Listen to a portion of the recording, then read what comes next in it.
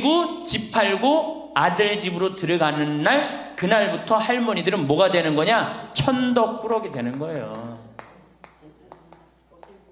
그 다음에 눈칫밥 먹는 거예요. 내 재산 주고 내가 이 집에 다 키운 자식인데도 70, 80 되면 어떻게 돼? 눈칫밥 먹고 천덕꾸러기 되는 거야. 1,000원 주기 전에 하루에 딱 3번 열리던 방문이 1,000원을 주고 나니까 하루에 30번씩 열리는 거야.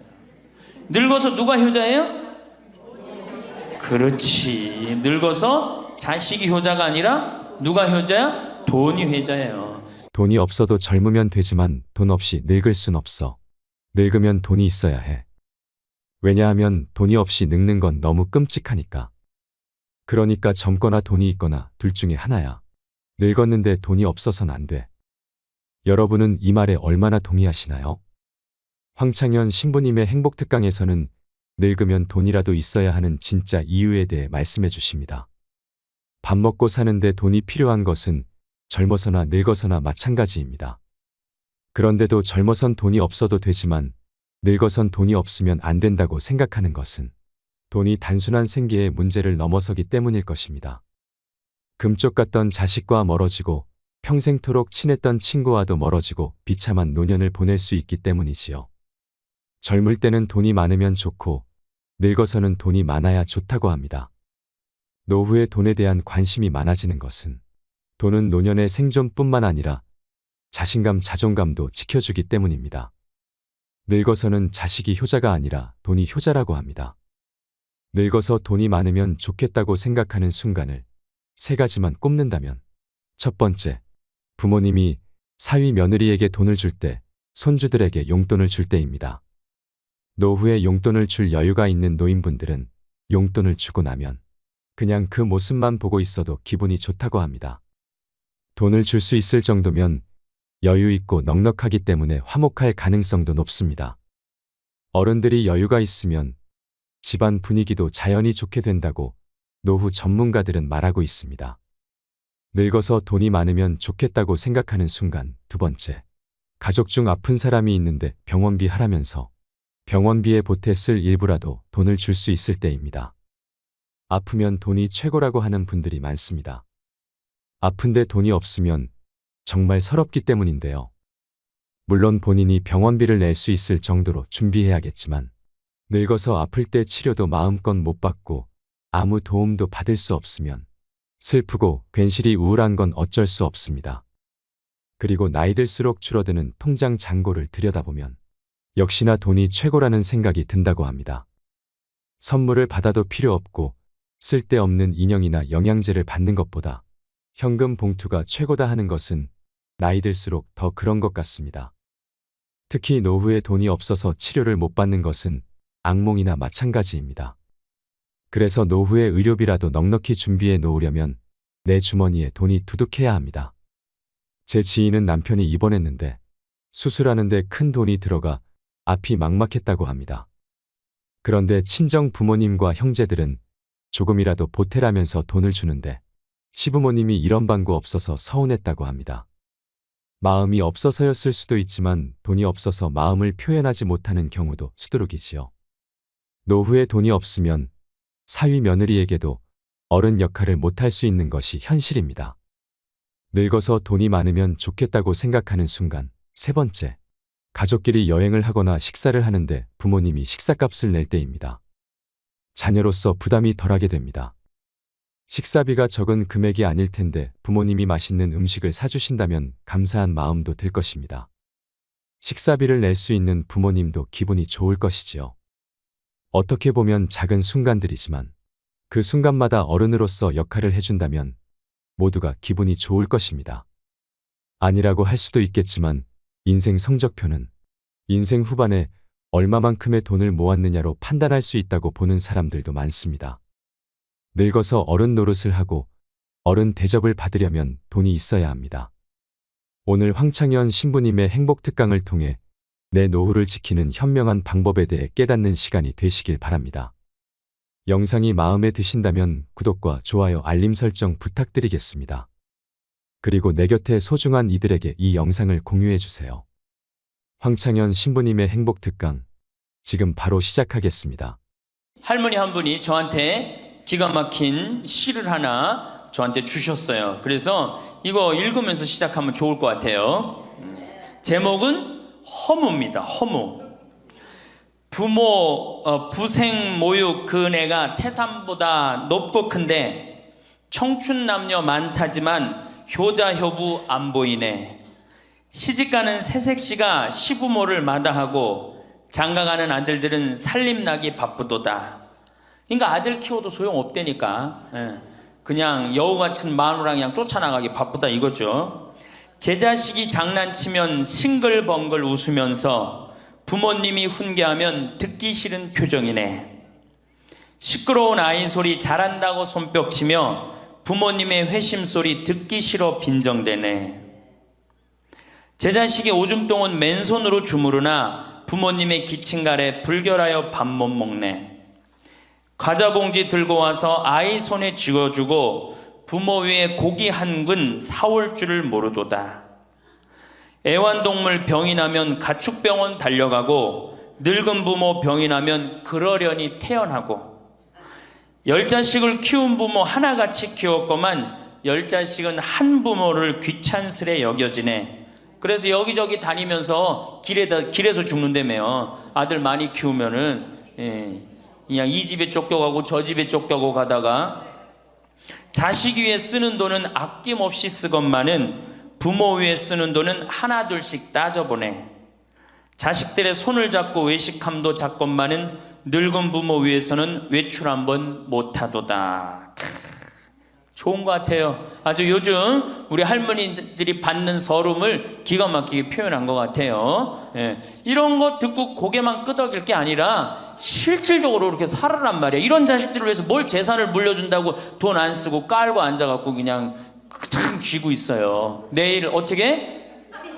은행 당장에 가갖고 어떻게? 은행에다 잡혀갖고 대출 받아서 다 쓰다 죽으세요. 다 쓰다가. 자, 이제 노인 학대를 아까 못하던 얘기 좀 하겠습니다. 노인 학대를 보면 정서적으로 41%가 정서적으로 노인을 무시하는 거예요. 늙었다고, 모른다고, 무식하다고. 엄마가 뭘 알아? 가만히 아무것도 하지 말고 가만히 있어. 근데 또 이 늙으면 아무것도 하지 말라고 가만히 있으라고 그러면 더 해요. 굳이 걸레 삶지 말라고 그래도 굳이 걸레 삶는다고 통에다가 넣고 또 까먹고 또 그냥 완전히 다 태워먹고. 그러니까 구박을 받는 거지. 왜 하지 말라는 짓을 골라세요. 그거 하는 시간 있으면 어떻게? 나가서 놀아. 밥 한다고 그냥 또 쌀 씻어 얹어갖고 다 태우고 그러지 마시고. 자, 그 다음에 학대가 41%, 방임이 24%예요. 방임. 밥을 먹거나 말거나 방 청소를 해주지도 않고. 제가 봉송체 나가보면 당뇨병 걸린 할머니들 옷을 얼마나 갈아 안 입혔는지 냄새가요, 표현할 수 없는 냄새가 나요. 당뇨병 걸린 할머니들, 이 풍 걸려갖고 이렇게 누워있는 할머니들 집에 가보면은요, 냄새가 아주 묘한 냄새가 나요. 오줌 냄새, 똥 냄새, 군 냄새 막. 그래갖고 그냥 또 봉송체를 가보면은 다 자식 며느리 다 돈 벌러 가고 다 학교 가고 할머니만 혼자 있는 경우도 많아요. 그러니까 그냥 거기서 그냥 이불 속에서 그냥 있는 거예요. 참 그런 거 보면 참 마음이 안타깝죠. 이게 뭐 80, 90된 어머니한테 용돈 드린다는 것은 말할 것도 없어요. 말할 것도 없어요. 전 가끔 이 술이 들어오면은 아버지한테 드려요. 그럼 아버지가 양로원에 노인정에 가고 친구들이랑 먹고 아주 근사하게 고기도 제가 사다 드려요. 고기도 노인정에 친구들이랑 구워 먹으라고. 사실은 제가 아주 강조하는 거지만 여러분들은 자식들보다 누가 더 중요해요? 친구가 훨씬 중요해요. 전신 같이 먹어주고 화투 같이 쳐주고 같이 한탄 신세, 자기 신세 한탄 같이 들어주는 거 누구밖에 없어? 친구가 더 중요한 거야. 그러니까 손자들 용돈 줄 생각하고 그냥 꼬깃꼬깃 모아두지 말고 그 돈 꺼내갖고 어떻게? 친구랑 같이 칼국수 사 먹고 냉면 사 먹으란 말이에요. 제일 중요한 거예요. 이 노년의 유대라는 거는 노년의 유대 관계. 내가 집에서 돈 쓰기 싫어갖고, 사실 돈 쓰기 싫어갖고 안 나가는 할머니들도 많아요. 돈 아까워서. 그래갖고 그냥 집안에 가만히 있잖아요. 그 할머니는 완전히 고립되는 거예요. 내가 친구를 만나고 같이 걱정도 해주고, 아픈 친구에서 기도도 해주고, 또 아픈 친구 손잡고 평창에도 같이 와주고, 이게 살아가면서 치매 안 걸릴 수 있는 굉장히 중요한 길 중에 하나예요. 난 안 주고 안 받는다. 난 늙었으니까 안 주고 안 받는다. 그런 생각 하지 마시라는 얘기입니다. 세 번째는 이 할머니들이 어떻게 구박을 받냐? 구타야, 구타. 구타가 20%예요, 20%. 때리는 거예요, 때리는 거. 늙은 엄마, 늙은 아버지 때리는 거 말 안 들으면은 정말로 때리는 경우 참 많아요. 정말 기가 막힌 일이 지금 벌어지고 있는 거예요. 근데 이 기가 막힌 일이 왜 벌어져? 이유는 딱 한 가지야. 안 죽어서 벌어지는 거, 안 죽어서. 40살에 죽고, 50살에 죽고, 60살에 죽으면은 이런 구박 받아요, 안 받아요? 이게 70도 살고, 80도 살고, 90도 사니 이게 자식들이 지치는 거예요. 그러니까 자식들이 나를 좀 무시해도 섭섭해할 게 없어요. 이제 이렇게 이 보너스 인생 요거는 누가 책임져야 돼? 내가 책임져야 돼요. 내가 똑똑해져야 된다는 얘기야. 그래서 정규 학교를 만들어야 돼요. 60 넘어갖고 64살까지 학교 다니게 해갖고 이거 졸업한 사람만 100살까지 살게 해줘야 돼. 이거 졸업 안 하면은 뭐 어디로 보내든지 해야지. 이게 그냥 바보같이 살면서 자식들도 원수되고 본인들도 고통스럽고 그냥 마지막 인생을 그렇게 미움, 원망, 저주 속에서 살다가 죽으면 천당 갈 것 같아요? 못 갈 것 같아요? 행복한 상태에서 죽어야지 천당 가요. 요한 바오로 2세 교황님, 난 천당 100번 가고도 남은 분이라고 생각해. 왜? 죽으면서 뭐라고 그랬어요? 나는 행복했다, 니네들도 행복해라, 그러고 가셨잖아. 그러니 천당 가시죠. 정말로 이 세상에서 하느님 나라같이 산 분이 천당 가는 거예요. 그러니까 우리 할머니들 지금 중요한 건 웰빙 그러는데 누구 웰빙이 제일 중요해? 할머니 할아버지도 웰빙이 제일 중요한 거야. 나머지 20%는 어떻게 하느냐? 네 번째 노인 구박은 늙은 부부가 서로 구박하는 거야. 늙은 부부가 서로 죽으라고, 나가 죽으라고, 너 그러려면 나가 죽으라고. 늙은 부부가 처음 시집 올 때 다소 곧했던 마누라가 나이를 먹을수록 거칠어지죠. 그렇죠? 얌전해지긴 뭐가 얌전해? 지금 우리 할머니들 할아버지들한테 얌전해, 안 얌전해요? 막 소리 지르고 그러잖아요. 오히려 누가 얌전해? 할아버지들이 얌전해져. 늙으면 이상하게. 그러니까 할아버지들이 여성스럽고 할머니들이 남성스러워져요. 그냥 어떤 할아버지가 이제 나이를 먹으면 먹을수록 이 기가 죽어갖고 할머니가 말을 안 듣는 거야. 저녁을 먹으려고 그러는데 안방에서 마누라 오늘 저녁 뭐 했어? 국은 뭐 끓였어? 아닌데 아무 대답이 없는 거. 부엌에서 딸그락 소리는 들리는데. 그래갖고 이제 안 그래도 이제 할머니가 자기를 무시하는 것 같다고 막 화가 나는데 대답을 안 하니까 날 진짜 무시하는 것 같잖아. 그래갖고 이제 거실에 나가고 또 얘기했어요. 마누라 오늘 저녁 뭐 했냐니까 국 뭐 끓였어? 그런데도 딸그락 소리는 들리는데 아무 대답이 없는 거예요. 그래갖고 이제 너무 열받아갖고 부엌에 가갖고 이제 소리를 지르는 거야. 아니 오늘 저녁 뭐 했는데 왜 무시하느냐고? 왜 대답을 안 하느냐고? 그랬더니 할머니 하시는 말씀이 내가 콩나물국이라고 3번이나 대답했는데 왜 이렇게 자꾸 떠드느냐고. 그러니까 할아버지 자기 귀 먹은 건 생각 안 하고 뭐만 생각나는 거예요? 할머니가 대답 안 했다는 것만 섭섭한 거야. 늙으면 그러니까 자꾸 자기 자신은 모르고 뭐만 생각해? 섭섭한 것만 생각하는 거, 섭섭한 것만. 이게 서로 이해하고 감싸줘도 전차를 판국인데 이게 서로 구박하면 되겠어요? 이제는 누구밖에 없어? 할머니, 할아버지들밖에 없어요. 이제 만약에 돌아가시면 어떻게 돼요? 고아되는 거예요. 고아되는 거. 할아버지들 돌아가시면 우리 할머니들 뭐 돼? 고아되는 거예요. 작년에 여기 할아버지, 여기 고아할머니 몇 분 계신가 보다. 작년에 할아버지 한 분이 81살 되신 할아버지예요. 오셔갖고 그러는 거예요. 두부도 만들어 먹고 여기 또 5월 6월달 경치가 너무 좋잖아요. 찰떡도 만들어 놓고. 근데 할아버지가 신부님 이렇게 좋은데 나 혼자 오니까 별로 안 좋아요. 우리 마누라하고 나하고 부부 금실이 너무 좋았는데 작년에 마누라가 죽었다는 거예요. 그런데 더 여기 오니까 더 쓸쓸해야 되는 거야. 이 좋은 거 같이 봤으면 얼마나 좋을까. 이 앞에 강 바라보고 탁 저녁에 모닥불 펴놓고 놀고 아까 두부 만들어갖고 막걸리 한잔하고 이 좋은 걸 같이 했으면 얼마나 좋았겠느냐 이거예요. 그러니까 우리 할머니들 자식들 걱정하지 말고 누구 걱정해줘? 할아버지들 걱정해줘요. 자식들 뒷거 챙겨줄 거 있으면 누구 보약해드려? 할아버지 보약해드리세요. 자식은 우리나라처럼 자식한테 매이는 나라가 없어요. 그리고 자식들도 못된 거죠. 부모님이 이제 60 됐으면은 부모님 그동안 모은 재산으로 행복하게 살게 도와줘야 되는데 그걸 끝까지 뺏어 먹으려고 그러는 게 대한민국 자식들이에요. 나쁜 자식들이에요, 제가 보기에는. 자, 그래서 이제 이 세 번째 시간, 이제 진짜 이 노년의 세 번째 중요한 거 재산 관리에 대해서 지금부터 말씀을 드릴게요. 재산 관리. 노년의 재산 관리 첫 번째, 닭으로 잡아먹지 말고 달걀로 살아라. 닭으로 잡아먹지 말고 뭘로 살아라? 달걀로 살아라. 우리 할머니들 닭 몇 년 살아요? 닭. 예.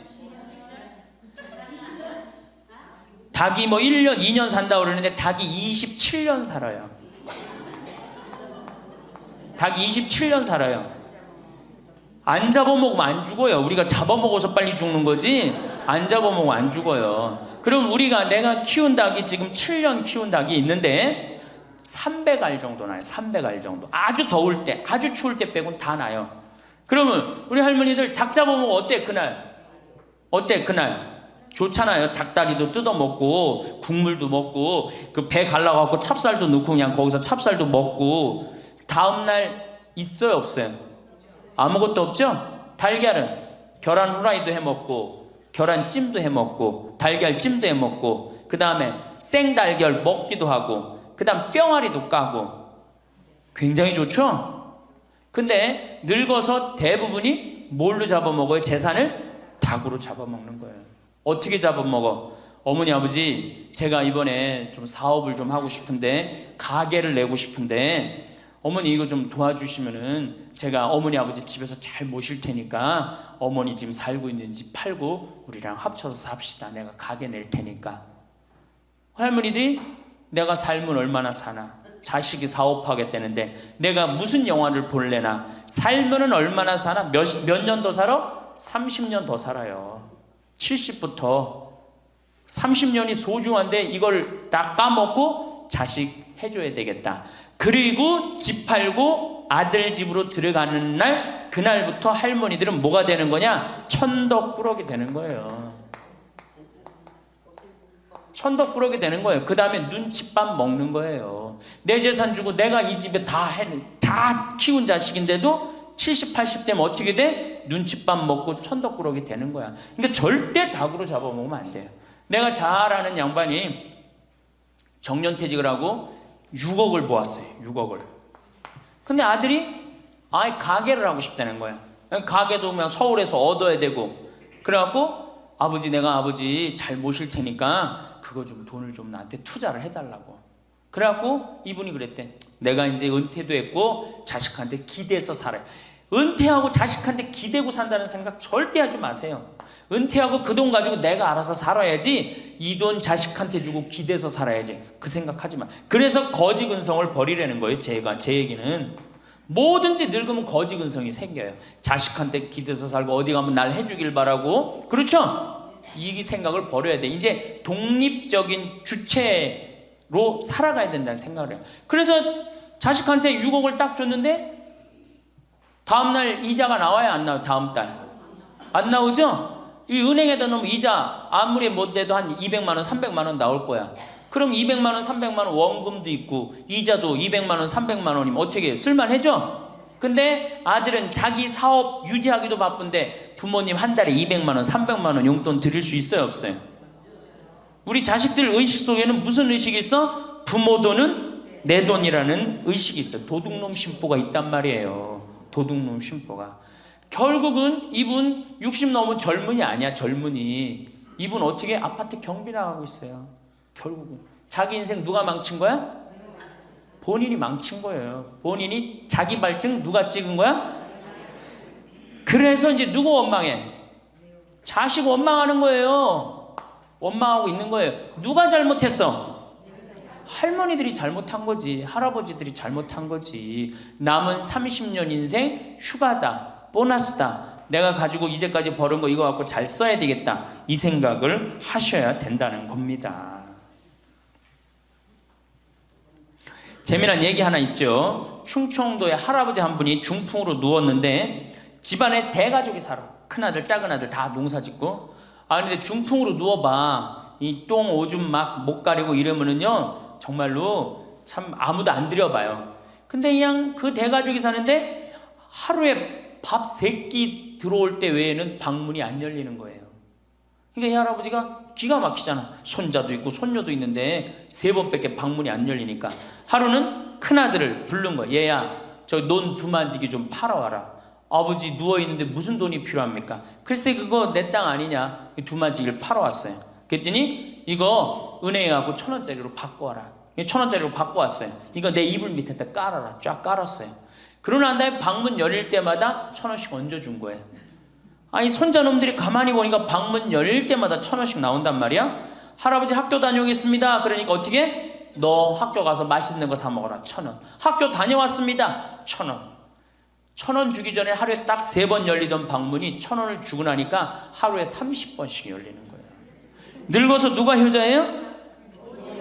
그렇지. 늙어서 자식이 효자가 아니라 누가 효자야? 돈이 효자예요.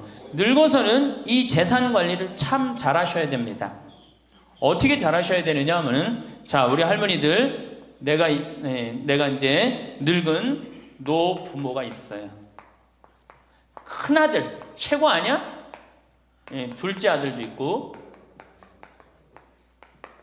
딸도 있고 막내딸도 있어요. 그런데 누구한테 자꾸 사업비를 대줘? 큰아들한테 계속 사업비를 대줬어. 그런데 부모한테 돈 뺏어갖고 사업하는 놈 중에 성공하는 놈들 없어요. 쉽게 들어온 거 갖고 어떻게 성공을 해요? 그래갖고 이놈이 IMF 때 쫄딱 망했어. 쫄딱 망해갖고 집도 다 날라가 버렸어. 집도 다 날라가니까 이 노부부도 이제 돈 한 푼 없고 다 날렸어. 보증승 것까지 해갖고 은행에 다 날렸어. 그러면은 둘째 아들네 집에 가면 둘째 아들이 받아줄 것 같아? 안 받아줄 것 같아? 안 받아주죠? 나 힘들고 어려울 때 어머니 아버지가 나한테 해준 게 뭐 있냐고 그 좋아하는 큰아들한테 가라고 그 쫓겨나는 거예요. 그리고 여기 딸한테 가면 딸이 받아줄 것 같아요? 그 좋아하는 엄마 아들한테 가라고 그러고 갈 데가 아무것도 없는 거예요. 나이 먹어갖고 한 자식한테 재산 주는 것처럼 어리석은 게 없어요. 그리고 재산을 줘서도 안 되고 그러니까 기브 앤드 테이크를 해야 돼. 나이 먹어서 기브 앤드 어떻게? 테이크 주고 받아야 돼. 제가 평화방송에서도 한번 얘기했지만 우리 어머니가 저한테 예전에 내 차가 고장이 났었어요. 에어컨이. 그랬더니 내 차를 한번 타보시더니 신부님 차 고장이 나고 어떻게 하느냐고 그래갖고 은행에서 돈을 찾아갖고 10,000원짜리를 이렇게 신문지에 싸갖고 왔어요. 그래갖고 이걸 싸갖고 왔어요. 그래서 어머니가 주신 돈으로 소나타, EF 소나타 골드를 샀어요. 그러니까 내가 어머니가 나한테 그 엄청난 좋은 차를 사줬기 때문에 난 지금 어머니한테 용돈 드리는 거 하나도 아깝지 않아요. 아깝지 않을 뿐더러 지금 내가 용돈을 앞으로 10년을 들여도 못 갚아요. 그러니까 기브 앤드 테이크야. 우리 누나도 어머니가 차를 한 대 사줬어요. 누나도. 그래갖고 어머니가 강원도 놀러 가고 싶다. 언제든지 모시고 와. 왜? 차 사줬으니까. 지리산 놀러 가고 싶다. 그럼 언제든지 모시고 가요. 기브 앤드 테이크예요. 큰아들, 딸이 대학에 들어갔어요. 작년에 어머니가 그렇더라고. 내 첫 손녀 대학 들어가니까 대학 등록금은 내가 내마. 그거 딱 내주는 거예요. 얼마나 좋아요. 네. 그러니까 우리 집은 어머니가 수원 정자동에 사는데 자식들이 반경 1km에 다 붙어 삽니다. 왜 붙어 살까요? 떨어지는 고물이 있잖아요. 떨어지는 고물이. 네. 그러니까 반경 1km 다 붙어 사는 거예요. 또 반대로 제가 우리 자식들한테 원칙을 정해놨어요. 부모님한테 용돈 드리는 원칙. 그래서 우리 어머니 아버지가 1년에 연봉 2천만 원이 넘어요. 자식한테 받는 용돈이. 많이 받죠? 그러면 그 돈 가지고 어머니 아버지가 당신을 위해서 쓰십니까? 또 모아뒀다가 어떻게? 자식한테 쓰고. 그래야지 치매가 안 걸리는 거예요. 저는 정말로 감사한 게 우리 어머니 아버지가 아직도 아파서 병원에 입원 한 번도 안 했다는 거예요. 지금도 뭐 이제 소백산에 송이 캐러 가신다고 나한테 전화를 하셨어요. 가실지 안 가실지 모르겠지만 그럼 또 소백산 꼭대기까지 뛰어 올라갔다 뛰어 내려오는 거예요. 우리 아버지. 그게 좋은 거예요. 부모 자식 지간이 그래야지 뭐가 싹 터요? 사랑이 싹 트는 거예요.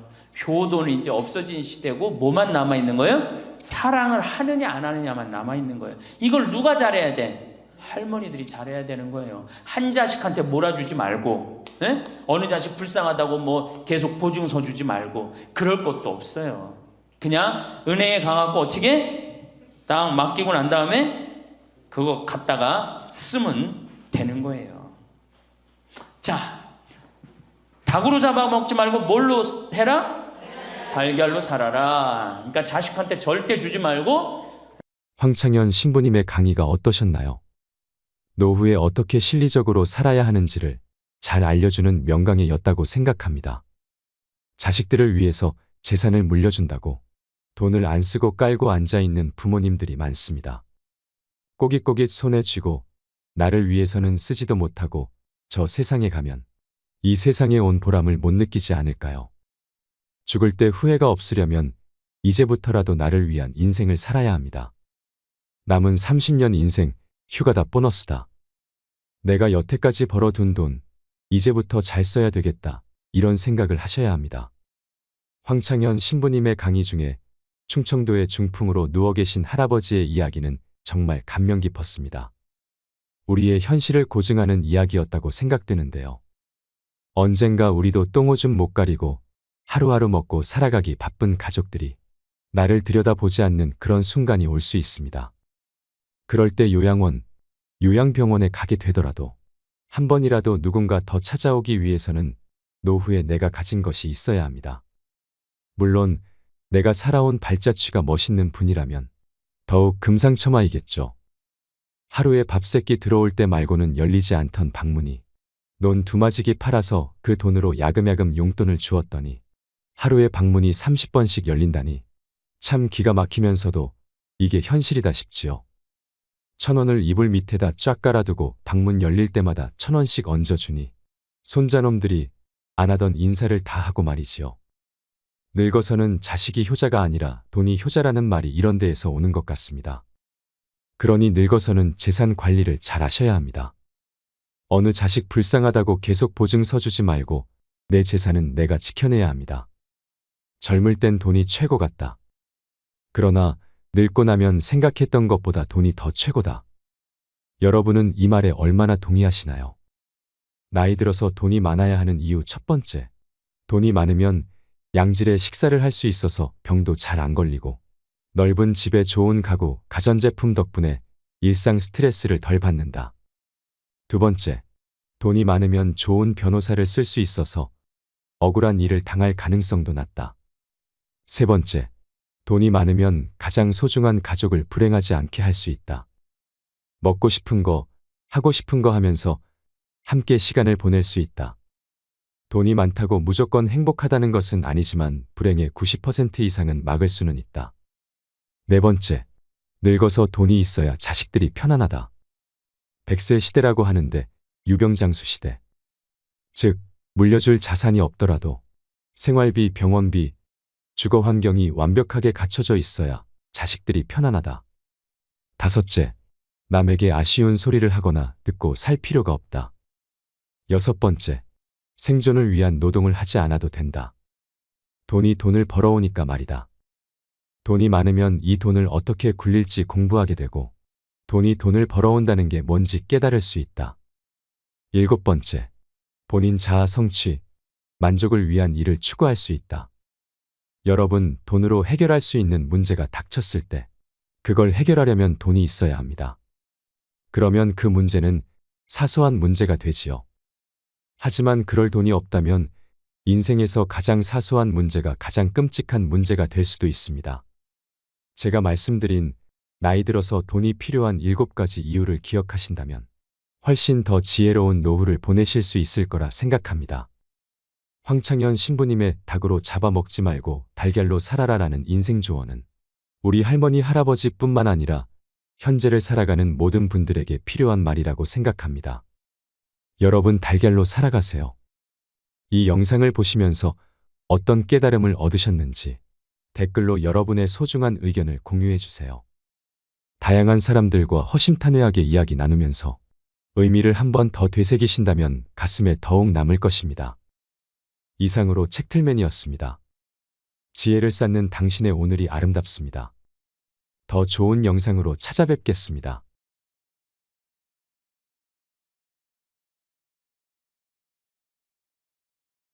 거지 근성을 버리라는 거예요. 거지 근성. 누가 날 해줄까? 돈 제일 많이 깔고 있는 건 누구? 할머니, 할아버지들이 제일 많이 깔고 있는 거야. 근데 그거를 쓰는 방법을 모르는 것 뿐이죠. 이제 쓰는 방법을 배우세요. 자식 위에 쓰는 돈은 아낌없이 쓰건만은 부모 위에 쓰는 돈은 하나둘씩 따져보내. 자식들의 손을 잡고 외식함도 잡건만은 늙은 부모 위해서는 외출 한번 못하도다. 또 얘기하잖아. 애완동물 병이 나면 가축병원 달려간다. 내일 은행에 가갖고 잡히세요. 잡혀갖고 대출해갖고 한 달에 100만 원씩 딱딱 연금으로 이렇게 빼서 딱딱 쓰는, 돈 쓰는 재미로 늙어서 살아야지 그 재미 없으면 못 살아요. 그러니까 어떻게 죽을 수가 있는 거야? 꼴까닥 죽을 수가 있는 거야. 돈을 쓰다 죽어야지 꼴까닥 죽는 거지, 안 쓰고 가만히 있으면 바로 병든다는 거예요. 바로 병든다는 거예요. 열심히 살 때는 세월이 총알 같다 하고 쏜 화살 같다 하였건만 할 일 없고 쇠하니 세월이 가지 않는다 한탄하시더이다. 정신이 맑으면 무엇하리요? 자식이 많은들 무엇하리요? 보고품만 더하더이다. 차라리 정신 놓아버린 저 할머니처럼 세월이 가는지 자식이 왔다 갔는지 애지중지하던 자식을 보아도 몰라보시고 그리움도 사랑도 다 기억에서 지워버렸으니 그저 천진난만하게도 하루 세끼 주는 밥과 간식만이 유일한 낙이더이다. 자식 10여 남매 있으면 무엇하리요? 이 한 몸 거할 곳 없더이다. 아들, 딸, 자식들 유명인사면 무엇하리요? 이 한 몸 갈 곳 없어 요양원까지 흘러 왔더이다. 허리띠 졸라매고 최고 학벌 자랑하며 고생도 보람으로 알고 자식 뒷바라지했던들 무엇하리요? 작디 작은 이 한 몸 인생 종착역인 이곳까지 멀고도 험하였으니 종착역에 벗은 많으나 마음 나눌 곳 없어 외롭더이다. 요양원에 갔더니 앞을 못 보는 사람, 듣지 못하는 사람 속에 맑은 정신은 더 외롭더이다. 치매로 정신을 망각함은 차라리 고통에서 벗어나는 유일한 방법인지도. 몸 쇠하고 정신 맑으면 무엇하리요? 괴로움만 더한 것을. 가는 마당의 야속함도 사랑도 그리움도 추억도 정신에서 모두 내려놓으니 차라리 마음이 홀가분할 뿐 모진 비바람 다 지나간 조용히 흐르는 저 호수 같은 잔잔한 마음으로 돌아갈 뿐인 것을. 사람이 늙어가는 모습은 똑같다고 합니다. 세월에 장사 없다고 몸도 오래 쓰니 고장이 자주 나는 게 당연하지요. 이 한 몸도 오랫동안 내 것이냥 잘 쓰고 있지만 결국엔 버리고 갈 것에 불과한 썩어갈 거죽에 불과한 것입니다. 다만 사는 동안 별 탈 없이 잘 쓰고 돌려주고 갔으면 좋겠다는 마음입니다. 욕심이 있다면 좋은 일을 많이 해서 혹여 이런 뜻이 하늘에 닿아라 마지막 가는 순간까지 아무런 고통 없이 웃으며 갔으면 좋겠다는 것입니다. 어찌 이러한 복을 욕심부려 바라겠냐마는 평소에 건강식품 영양제를 부지런히 먹는 사람들도 늙어가는 모습은 결국은 그게 그것인 것 같습니다. 멀어지는 젊음을 놓지 않으려고 발버둥 치는 모습은 가여움마저 들게 하지요. 세월은 속일 수 없는 법입니다. 이런저런 수단을 붙들고 늘어져 봐야 가는 모습은 결국은 똑같습니다. 주름살 지우려 수술을 하고 화장을 진하게 해도 측은한 생각만 들게 할 뿐인 것을. 거죽 보수 공사에 괜한 돈 들이지 말고 있는 그대로 받아들이고 사는 것이 좋지 않을까요? 병이 들어오면 들어올 만하니까 들어오는 것이고 늙어가는 모습이야 오래 썼으니 어쩔 수 없고 다만 마음만 편하면 족할 것입니다. 편한 마음이 병을 멀리하는 것이고 아름답게 늙어가는 모습을 만들어줍니다. 여러분의 노후는 어떠신지요? 황혼역에 들어선 대다수의 사람들에게 닥쳐올 현실을 몸소 느끼고 계신가요? 어느덧 팔순 고개가 가까워오면 일주일이 하루 같다고 할까요? 나이 80이 되면 아무런 하는 일도 없이 무난 전화도 틈틈이 걸려오다가 어느 날부터인가 뚝 끊기고 맙니다. 아마 이럴 때 영락없는 노인임을 깨닫게 됩니다. 노인이 되어봐야 노인 세계를 확연히 볼 수 있습니다. 노인들의 삶도 가지가지입니다.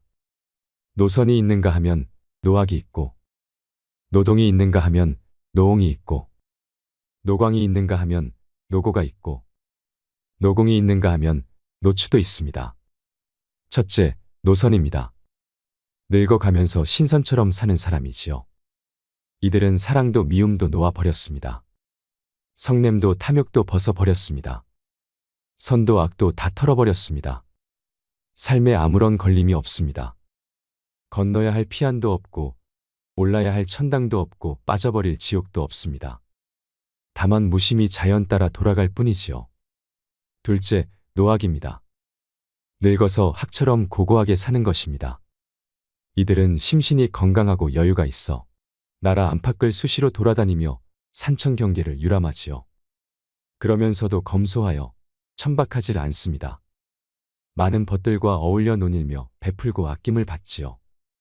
또 틈나는 대로 갈고 닦아 학술 논문이며 문해작품들을 펴내기도 합니다. 셋째, 노동입니다. 늙어서 동심으로 돌아가 청소년처럼 사는 사람들을 말합니다. 이들은 대학의 평생교육원이나 학원, 아니면 서원이나 노인대학에서 못다한 공부를 합니다. 식영주역 등 학문이며 서예며 정치 경제 상식이며 인터넷 카페에 열심히 들어갑니다. 수시로 동지들과 어울려 여행도 하고 노래며 춤도 추고 즐거운 여생을 보냅니다. 넷째, 노홍입니다. 문자 그대로 늙은이로 사는 사람을 말하지요. 집에서 손자들 봐주고 텅 빈 집을 지킵니다. 어쩌다 동네 노인정에 나가서 노인들과 화투를 치고 장기를 두기도 합니다. 형편만 되면 따로 나와 살아야지 하는 생각이 늘 머릿속에 맴돌면서 하루하루를 보냅니다. 다섯째, 노광입니다. 미친 사람처럼 사는 노인입니다. 함량 미달에 능력은 부족하고 주변의 존경도 못 받는 처지에 감투 욕심은 많아서 온갖 장을 도맡으려고 합니다. 돈이 생기는 곳이라면 체면 불과하고 파리처럼 달라붙지요. 권력의 끈앞풀이라도 잡아보려고 늙은 몸을 이끌고 끊임없이 여기저기 기웃거리는 사람을 말합니다. 여섯째, 노고입니다. 늙어가면서 아내나 남편을 잃고 외로운 삶을 보내는 사람입니다. 30대의 배우자는 기호식품 같다고 합니다. 40대의 배우자는 어느덧 없어서는 안 될 가재도구가 돼버립니다. 50대가 되면 배우자는 가보의 자리를 차지합니다. 60대의 배우자는 지방 문화재라고나 할까요? 그런데 70대가 되면 배우자는 국보의 위치에 올라 존중을 받게 됩니다. 그런 귀하고도 귀한 보물을 잃었으니 외롭고 쓸쓸할 수밖에 없지요. 일곱째, 노궁입니다. 늙어서 수중에 돈 한 푼 없는 사람입니다. 아침에 한술 뜨고 나면 집을 나와야 합니다. 갈 곳이라면 공원이나 광장뿐입니다. 점심은 무료 급식소에서 해결합니다. 석양이 되면 내키지 않는 발걸음을 돌려 집으로 들어갑니다. 며느리 눈치 슬슬 보며 밥술 좀 떠넣고 골방에 들어가 한숨 잡니다. 사는 게 괴롭지요. 여덟째, 노추입니다. 늙어서 추한 모습으로 사는 사람을 말합니다. 어쩌다 불치의 병을 얻어 다른 사람 도움 없이는 한시도 살 수 없는 못 죽어 생존하는 가련한 노인이지요. 어떻게 생각하시는지요? 지금 우리의 삶은 어느 곳에 해당될까요? 하늘은 짓지 않은 복을 내리지 않습니다. 만약 우리의 삶이 외롭고 고달프다면 내 생을 위해서라도 공덕을 쌓지 않으면 안 됩니다. 그러므로 원은 큰 데에 두고 공은 작은 데부터 짓는 것입니다. 그리고 대우에는 괴념치 말고 공덕 쌓기에만 힘을 쓰면 큰 공과 큰 대우가 돌아오게 마련입니다. 먼 길을 떠나는 사람은 많은 짐을 갖지 않는다고 합니다. 높은 정상에 오르기 위해서는 무거운 것들은 산 아래 남겨두는 법이지요. 황창현 신부님의 행복특강은 행복한 인생, 행복한 노후를 위한 지혜를 전합니다. 오늘 황창현 신부님의 행복특강을 통해 성공적인 노년을 위해 우리에게 꼭 필요한 것은 무엇인지 알아가는 시간이 되시길 바랍니다. 우리의 나머지 인생이 그리 초라하지 않으려면 내 노후를 현명하게 지키셔야 합니다. 영상이 마음에 드신다면 구독과 좋아요, 알림 설정 부탁드리겠습니다. 그리고 내 곁에 소중한 이들에게 이 영상을 공유해 주세요. 황창현 신부님의 행복특강, 지금 바로 시작하겠습니다. 부동산에 집착하지 마라. 늙어서 부동산에 집착하지 말라. 우리 할머니들 지금 안양 거기 그 주공하고 이 인공마을 그 개발돼 갖고 지금 아파트 한 채 3억, 4억, 5억 한다 그러죠? 그러면 할머니들이 지금 4억짜리 아파트 살 이유가 있어요? 4억짜리 살 아파트가 있어요? 그걸 팔으라는 거예요. 그거를 팔고 어떻게? 15평, 20평으로 가라는 거예요. 지금 3번에 보면 50평, 이 은퇴한 할머니, 할아버지들이 50평에 사는 할머니들이 무지 많아요. 50평이 밥 먹여줘요? 뭐만 나와?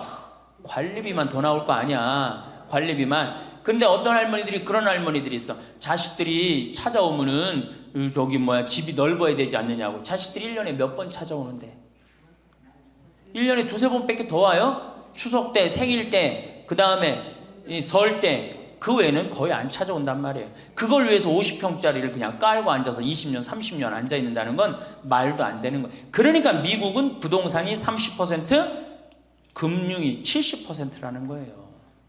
그러니까 만약에 좁은 집에 해갖고 은행에다가 지금 3번에 뭐 5억, 6억이라는데 그거 은행에다 넣어놓으면은 어머니, 아버지 인사 갈게요. 그래, 인사 오면 내가 호텔로 와라. 호텔에서 내가 맛있는 거 사줄 테니까. 그리고 먹여서 보내요.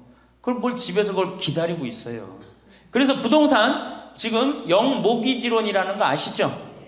자, 지금 4억짜리 아파트를 팔았어. 그럼 2억짜리 하나 그냥 얻으라는 거예요. 그 임대 아파트든지 조금만 아파트를 줄여서 가라는 거예요. 그러고 난 다음에 2억은 은행에다 넣으면 1억을 은행에다 넣으면 어떤 상품이 있느냐면 1년에 100만 원씩 나와요. 한 달에 100만 원씩. 그래갖고 이게 10년 동안 나와요. 10년 동안. 10년 후에는 1억 없어지는 거예요. 근데 할머니들 한 달에 100만 원 나오면 쓸만해, 안 쓸만해요? 쓸만하죠? 예. 만약 2억을 집어넣으면 어떻게 나올까? 한 달에 얼마가 나와? 200만 원이 나오는 거예요. 200만 원 다 써요? 못 써요? 못 쓰죠? 그럼 한 50만 원은 혹시 10년 후에 또 살지 모르잖아. 그러니까 그거 또 은행에다 연금으로 또 하나 묶어두라는 거 10년 동안. 그럼 10년 후에 또 나온다는 얘기예요. 그렇게 해갖고 내가 이제 70에 집을 정리했어. 80이 됐는데 안 주고 그럼 90까지 나온단 말이에요. 이렇게 한 달에 150만 원 가지고 냉면 먹고 싶으면 냉면 먹으러 가고, 그 다음에 내가 다음 시간에 내일 얘기하겠지만은 수영장 다니고 헬스장 다니고 춤 배우러 다니고 경복궁 가고 창덕궁 가고 평창 놀러 오고 이렇게 살면은요 절대, 제가 성공적인 노화라고 미국에서 20년 동안 연구한 책 한 권을 다 읽었어요. 그랬더니 그렇게 사는 할머니, 할아버지들은 중간에 쓰러지는 법이 없다는 거예요. 96%가 건강하게 살다가 죽을 때 많이 고생해 한 달, 두 달이라는 거예요. 그러니까 어떻게 죽을 수가 있는 거야? 꼴까닥 죽을 수가 있는 거야. 돈을 쓰다 죽어야지 꼴까닥 죽는 거지, 안 쓰고 가만히 있으면 바로 병든다는 거예요. 바로 병든다는 거예요. 그러니까 우리 할머니들 어떻게 하셔야 돼? 부동산을 어떻게? 내일 어떻게? 내일 은행 가갖고 어떻게? 은행 가갖고 평가 받아갖고, 더 좋은 건 뭐냐? 이 집을 팔지 않고 더 좋은 건 그냥 영모기지론이라고 그러죠? 영모기지론. 은행에 갖다 맡기고 다 내가 죽을 때까지 돈이 나옵니다. 죽을 그때까지 돈이 나오고 죽으면은 누가 갖고 가? 은행이 갖고 가는 거예요. 그러면은 우리 할머니들 아까 제가 말씀드렸죠? 재산이 나오면 반은 국가가 갖고 가고 반은 자식들이 싸워. 반은 써보지도 못하는 거야. 물론 이것도 못 써보는 거야.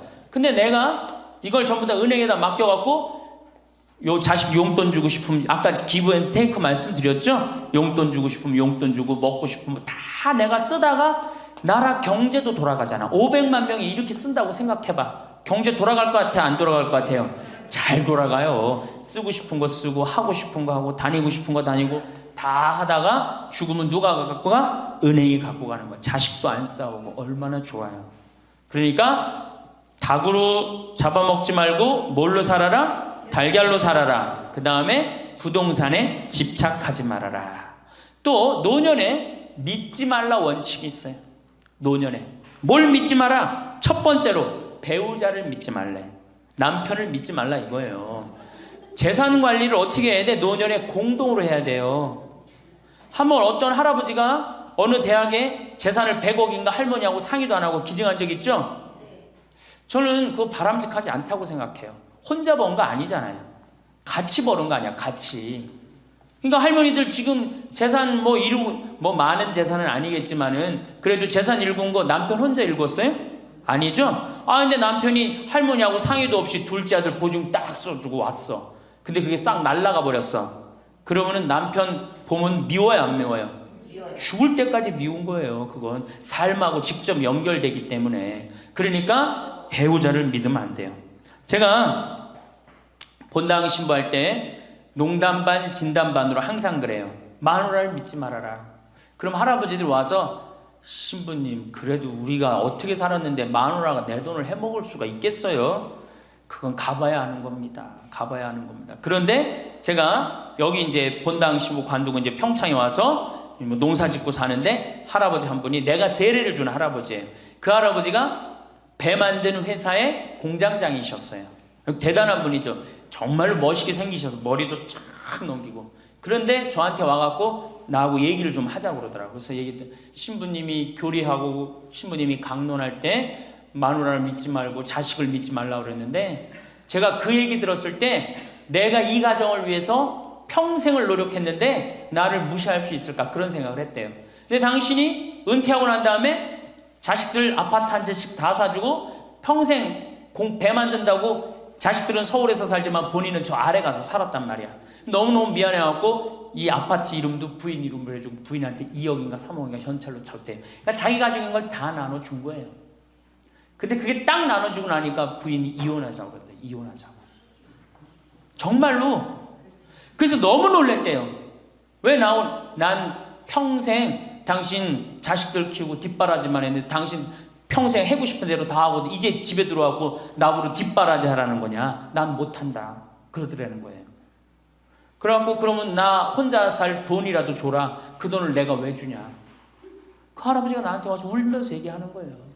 절대 배우자를 믿으면 안 돼. 우리 어머니가 한 6년 전인가 아버지가 이렇게 자식들이 용돈 주면 이렇게 통장에 돈을 모아두는 통장이 있어요. 한 500만 원인가 600만 원 모아졌는데 어머니가 꼬신 거예요. 70이 돼서 여보 우리 살면 얼마나 사냐. 우리 수의나 좀 하나 해두자. 당신 거 내 거 나중에 자식들 불편하지 않게. 그럼 우리 아버지 또 착하니까 이제 갚는다고 어머니가 뭐 3월인가 4월에 돈 나오는 게 있으니까 1월 달에 수의하자고. 그래갖고 아버지가 줬대요. 갚는다고 그래서. 지금도 아직도 안 갚았어요. 지금도. 이 마누라를 믿으면 안 돼요. 마누라를 믿으면. 그리고 또 한 가지 중요한 거. 수의해놨는데 지금 6년 전인가 7년 전에 600만 원인가 700만 원짜리 두 분 수의해놨는데 그거 지금 죽지도 않고 그거 장롱에서 썩고 있어. 썩고. 제발 그런 짓 하지 마세요. 수의는 왜 안 한? 내가 지금도 그래. 그 600만 원 거 갖고 먹는 거 사 먹었으면은 무지하게 사 먹었을 거야. 동네 할머니들 다 사주고 멋있게 살았을 거야. 그런데도 어떻게 죽지도 않을 거면서 그런 거 해도.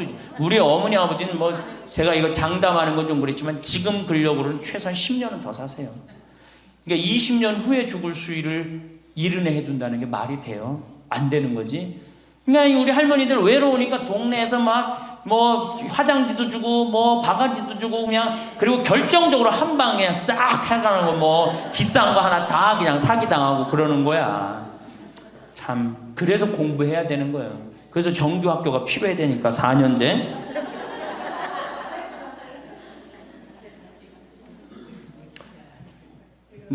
배우자를 믿지 마라. 두 번째 누구를 믿지 마라? 자식을 믿지 마라. 올해 아주 재미난 통계가 하나 나왔어요. 자식을 고생해서 이 자식을 다 키웠잖아요. 자식이 생활비로 지원받는 게 70 넘은 부모님들이 자식한테 1년 동안 생활비 지원받는 게 100만 원이야. 100만 원. 40%의 부모님들이 자식한테 1년에 100만 원 지원받아요. 100만 원 지원받으면 한 달에 얼마일까요? 7만 원도 안 돼. 8만 원, 8만 원. 대학 졸업한 자식이 지원해 주는 건 얼마일까요? 대학 졸업한 자식이 146만 원이에요. 대학 졸업한 자식이. 그러니까 대학 졸업한 자식은 대학 안 졸업한 자식은 9만 원 정도 부모한테 대주고 대학 졸업한 자식은 11만 원, 2만 원 정도 대주는 거예요. 대학 보내나 안 보내나 늙어서는 어떻게? 똑같아. 그러니까 내가 자식 대학 보냈다고 호강할 거다. 그런 생각하지 말라는 거예요. 자식들이 투자는 저희에게 맡기시고 당신은 인생에 투자하십시오. 딱 쪽박 차기 쉬운 얘기예요. 지금 시대가 어떤 시대인데. 그래서 노년은 투자하는 시기가 아니라 뭐 하는 시기야? 관리하는 시기예요. 투자하는 시기가 아니라 관리하는 시기야. 노년은. 그러니까 우리 할머니들은 내가 가지고 있는 걸 얼마나 관리하느냐에 따라서 삶이 결정돼요. 그리고 이 투자라는 거 재미난 얘기 하나 해줄게요. 또 자, 미국이 인베스트 뱅크라고 그래요. IB 은행이라고 그래요. 투자 은행이라고 그래. 미국 놈들이 우리나라 IMF 터졌을 때 자기네들 은행에서 투자 막 해갖고 우리나라 거 다 싼 값으로 다 사갔죠? 그 놈들 지금 어떻게 됐어요? 지금 미국이 어떤 꼴 나요? 10년 전 우리나라 꼴 똑같이 나갖고 나라 도산하게 생겼어요. 미국이. 투자라는 건 위험한 거예요. 투자라는 건.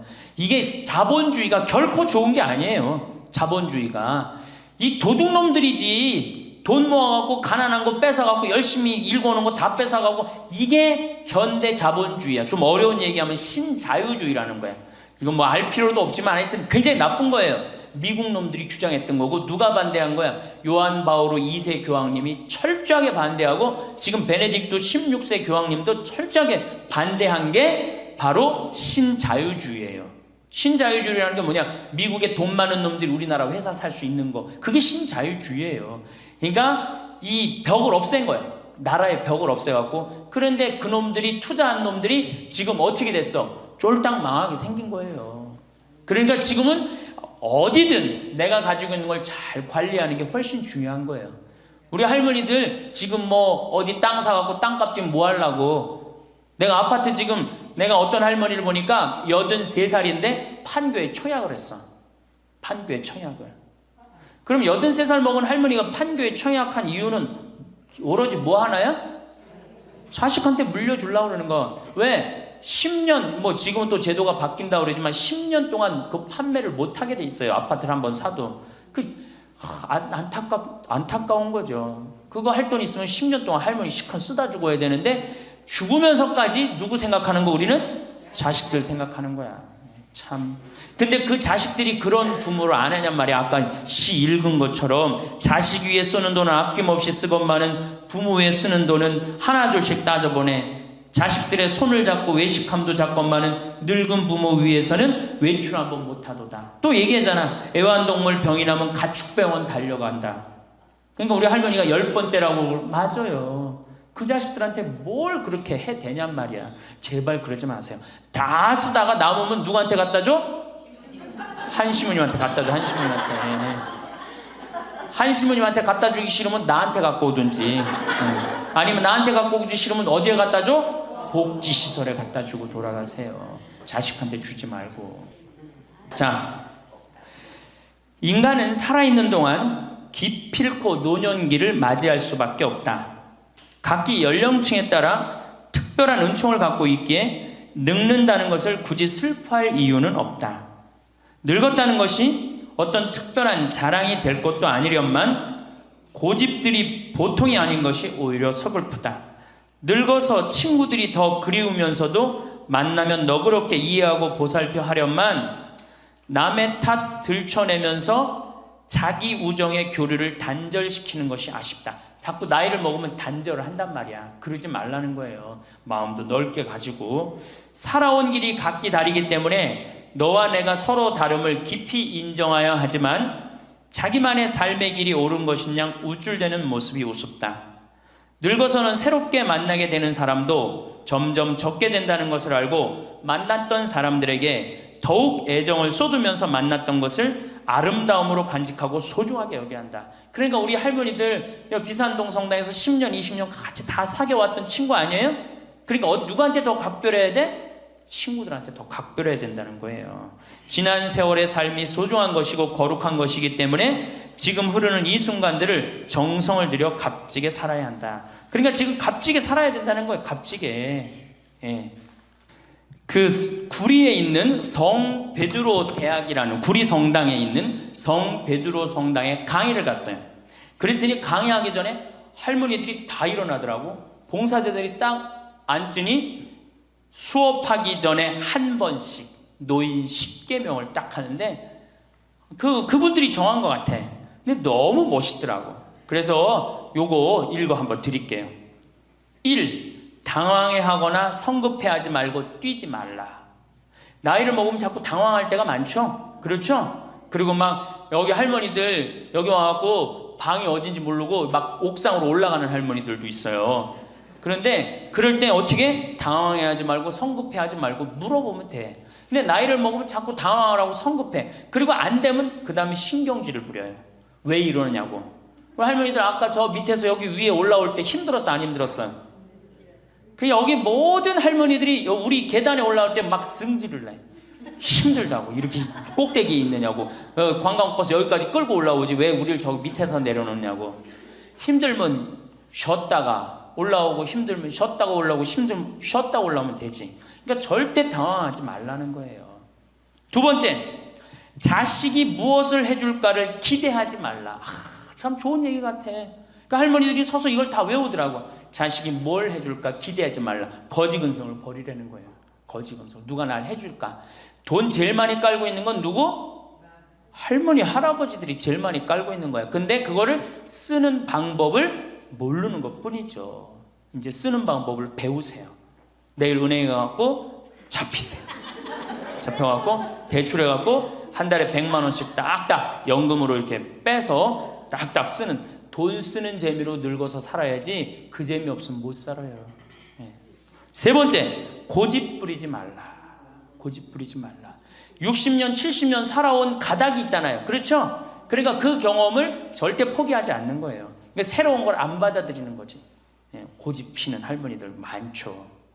네 번째, 시샘하지 마라. 왜 이렇게 또 욕심이 많아? 나이 먹으면 그냥 옆집 할망구가 뭐 아들이 와서 뭐 했다고 그러면 그냥 속에서 그냥 부글부글 끓죠. 예, 시샘하지 말라. 다섯 번째, 공치사하지 말라. 이것도 참 좋은 것 같아. 공치사. 내가 니네들 어떻게 키웠는데, 내가 니네들 어떻게 키웠는데, 아플 때 업어서 밤에 이 약국에 달려가고 막 두들겨갖고 내가 너를 어떻게 키웠는데. 그냥 대동아 전쟁부터 뭐 이렇게 할 얘기가 많아. 얘기만 하면 그냥 대동아 전쟁에 시집와갖고 고생한 얘기, 6.25 전쟁 때 피난 간 얘기, 전쟁 끝나고 나는데 똥구멍이 찢어지게 가난하게 고생한 얘기, 그냥 줄줄이 그냥. 어떤 할머니는 비산동에 있었던 그 할머니는 아마 돌아가셨을 거야. 굉장히 나이 먹은 할머니인데 고해소에 들어오면요 3공학에 잘못한 거, 4공학에 잘못한 거, 5공학에 공화국별로 죄를 고백해요. 그런데 이 할머니는 죄의 본질은 뭐야? 이렇게 힘들게 내가 살아왔는데, 내가 자식 하나를 키웠는데 이 자식이 너무너무 속을 썩여갖고 지난주에 너무 속상해갖고 줄미살 빠진 거야. 죄는 줄미살 빠진 건데 이 줄미살 빠지는 과정을 3공화국부터 설명을 해야 돼. 3공화국, 4공화국, 5공화국. 그런데 다음에 또 고해성사 보면 신부님 내가 3공화국 때 4공화국 때 5공화국 때 꼭 얘기를 해요. 변함없이 1년 365일 고해성사 들어오면 내가 외워. 그래 저 할머니가 하면 그래 3공화국 때 뭐 이승만 때 뭐 똑같이 해요. 다 외워 내가 끝까지. 예, 그러지 마세요. 예, 공치사하지 말라는 거야. 내가 옛날에 너희들을 어떻게 키웠는데. 애들은 뭘로 들어? 그 잔소리로 들리는 거예요. 잔소리로. 그리고 과거를 얘기하는 건 불행한 거예요. 미래를 얘기해야 돼요. 미국에 할머니 한 분이 99살에 대학을 들어갔어요. 경영학과를 들어갔어요. 102살에 졸업한대요. 네 할머니 꿈이 뭔지 알아요? 102살에 졸업해갖고 취직해갖고 그거 버는 돈으로 아프리카의 어려운 애들 도와주는 게 꿈이야. 이 할머니는 99이라도 나가보기에는 할머니 아니에요. 대학생이지. 나이는 숫자에 불과한 거예요. 나이는. 그러니까 우리 할머니들 과거 얘기하지 마라. 뭘 얘기해? 미래. 앞으로 뭘 할 거다. 내가 앞으로 3년 동안 돈 모아서 성지순례 갈 거다. 3년 동안 돈 모아서 내가 제주도 이시돌 목장 갈 거다. 내가 돈 모아갖고 뭘 할 거다. 미래를 얘기하란 말이야. 과거 얘기하지 말고. 심지어 우리가 다 살았는데 다 살게 뭘 다 살아. 아직도 20년, 30년 남아있는데. 네, 6번째. 날마다 샤워하라. 이것도 참 멋있는 것 같아. 날마다 샤워하라. 안 씻고 사는 할머니들 많죠? 그렇죠? 근데 날마다 샤워하는 거 참 좋은 것 같아. 날마다 속옷을 갈아입어라. 그렇죠? 그러니까 항상 깨끗하게 살라는 거예요. 항상 깨끗한 옷, 이쁜 한복 이런 것도 입고 곱게 좀 있으라는 거야. 맨날 이건 뭐 몸빼바지 비슷한 거 입고 그냥 돌아다니지 말고 파마도 좀 이쁘게 하고. 그러니까 내가 항상 하는 얘기 아니야. 여기 온 할머니들 지금 딸이 있는지 아들이 있는지 금방 구분이 돼. 아들만 있는 할머니는 어때? 파마를 어떻게 하고 와? 철모 뒤집어 쓴 것처럼 해고 와요. 아들만 있는 할머니들 몇 있어 지금 그런 할머니들. 예. 자기 아들은 엄마가 파마를 철모 뒤집어 쓴 거 했든지 뭐 했든지 관심 없어요. 딸이나 돼야지 엄마 그 좀 염색도 좀 하고 웨이브도 좀 이렇게 주고 그렇게 그러라고 그러지. 이 8번째. 많이 듣고 조금만 말하라. 많이 듣고 많이 들으라는 거니 공부하라는 얘기예요. 공부. 제가 내일 이제 그 얘기는 드릴 거예요. 그 다음에 9번째. 많이 움직이고 많이 걸어라. 이 굉장히 중요해요. 나이 먹으면 자꾸 근육이 땡기기 때문에 걷고 싶어 안 걷고 싶어요? 안 걷고 싶죠? 그러니까 안 걷고 싶으니까 그냥 집에서 참 쪼그리고 앉아있어. 쪼그리고 앉아있으면 굳는 거예요. 그대로 굳어버리는 거예요. 쪼그리고 앉아있으면. 그러니까 가능한 한 많이 걸으라는 거야. 그러니까 성당 평일미사 열심히 다니세요. 그냥 다닐 수 있을 때까지 다니시는 게 좋은 거예요. 그러니까 우리 할머니들은 지금 이 나이에 비산동 성당에 어르신 성경대학 나와서 배우지, 평일미사 나오지, 성경대학 나오면 밥 주지, 친구 있지. 아, 하느님 믿어서 받는 은총이 어때요? 정말 엄청난 거예요. 그런데 하느님한테 죽을 때 안 바치고 죽고 누구한테 주고 죽으려고 그래? 외국에 신앙이 깊은 사람들은요, 죽을 때 다 교회에 기증하고 죽어요. 신앙이 깊은 사람들은 자식한테 물려준다는 생각이 없어요. 우리나라처럼 이렇게 자식한테 매이는 나라가 없어요. 10번째, 이게 이제 그 얘기를 딱 해내. 욕심을 줄이고 나누어 주어라. 욕심을 줄이고 나누어 주어라. 계속 나눠 주고 이제 얼마 안 남았는데 뭘 그렇게 끌어안아? 계속 나눠 주라는 거예요. 계속.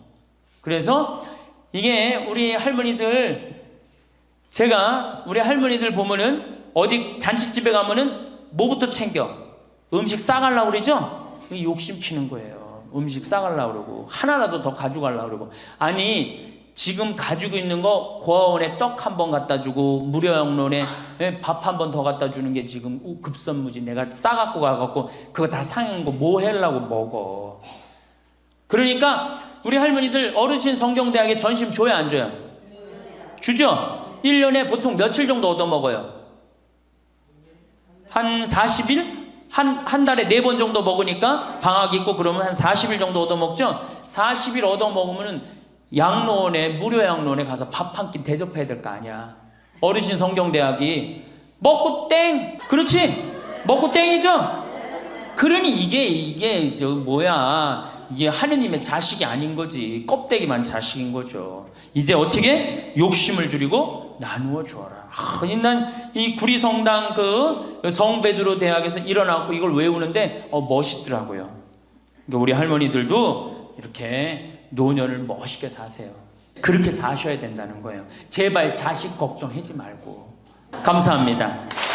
여러분, 황창현 신부님의 행복 특강이 어떠셨나요? 늙어서는 돈 쓰는 재미로 살아야 꼴가닥 죽을 수 있다는 말이 참 감명 깊었는데요. 부동산에 집착하지 말라는 현실적인 조언도 좋았습니다.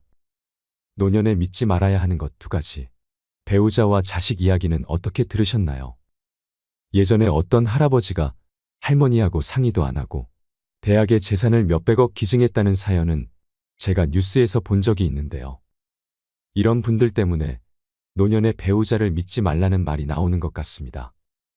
어쨌든 평생을 함께 살며 모아온 재산은 부부의 공동 소유인데 이 할아버지처럼 막무가내로 혼자 기부를 결정하는 것은 옳지 않다는 생각이 듭니다. 황창현 신부님도 그것은 바람직하지 않다고 말씀하시는데요. 노후의 재산 관리는 공동으로 해야 하는 것이 당연하다고 생각합니다. 70 넘은 부모님들이 자식한테 1년 동안 받는 용돈의 액수는 정말 놀랐습니다. 40%의 부모님들이 자식한테 1년에 100만 원도 지원받지 못하는 것이 현실이라고 하는데요. 자식한테 한 달에 10만 원도 안 되는 용돈을 받아서 어떻게 노후 보장이 될까요? 그러니 이제는 스스로 건사해야 합니다. 자식에게 부양을 기대할 수 없다는 것을 인정해야 합니다. 자식에게 내 노후를 맡기지 마세요. 자식에게 올인하다가 쪽박 차는 부모님들이 많습니다. 황창현 신부님의 말처럼 노년은 자식에게 투자하는 시기가 아니라 내가 가진 것을 관리하는 시기입니다. 요즘 노인들 사이에서 우스갯소리로 회자되는 노인 10계명을 말씀드리고 싶은데요. 노인 10계명은 노인이 최소한 지켜야 할 10가지 도덕적 계율입니다. 허물없는 노인들 사이, 흔히 술자석에서나 하는 푸념이지만 노인에 대한 공경심이나 권위가 실추되고 있는 현실에서 귀담아 들을 만한 경고입니다. 노인 10계명의 첫 번째 계명은 자식한테 효를 기대하지 마라입니다. 까마귀 새끼가 자란 뒤에 늙은 어미에게 먹이를 물어다 준다는 소위 반포지효는 이젠 먼 태고적 전설처럼 잊혀져 가고 있습니다. 진자리 마른 자리 가려가며 고이 기른 자식도 부모를 늙음하게 제대로 모시기는커녕 귀찮게 여겨 동네 요양원에 버리다시피 방치하는 세태입니다. 둘째, 남 앞에서 자식 자랑을 하지 마라입니다. 옛말에 마누라 자랑하는 놈은 온병신이고 자식 자랑하는 놈은 반병신이라 했습니다.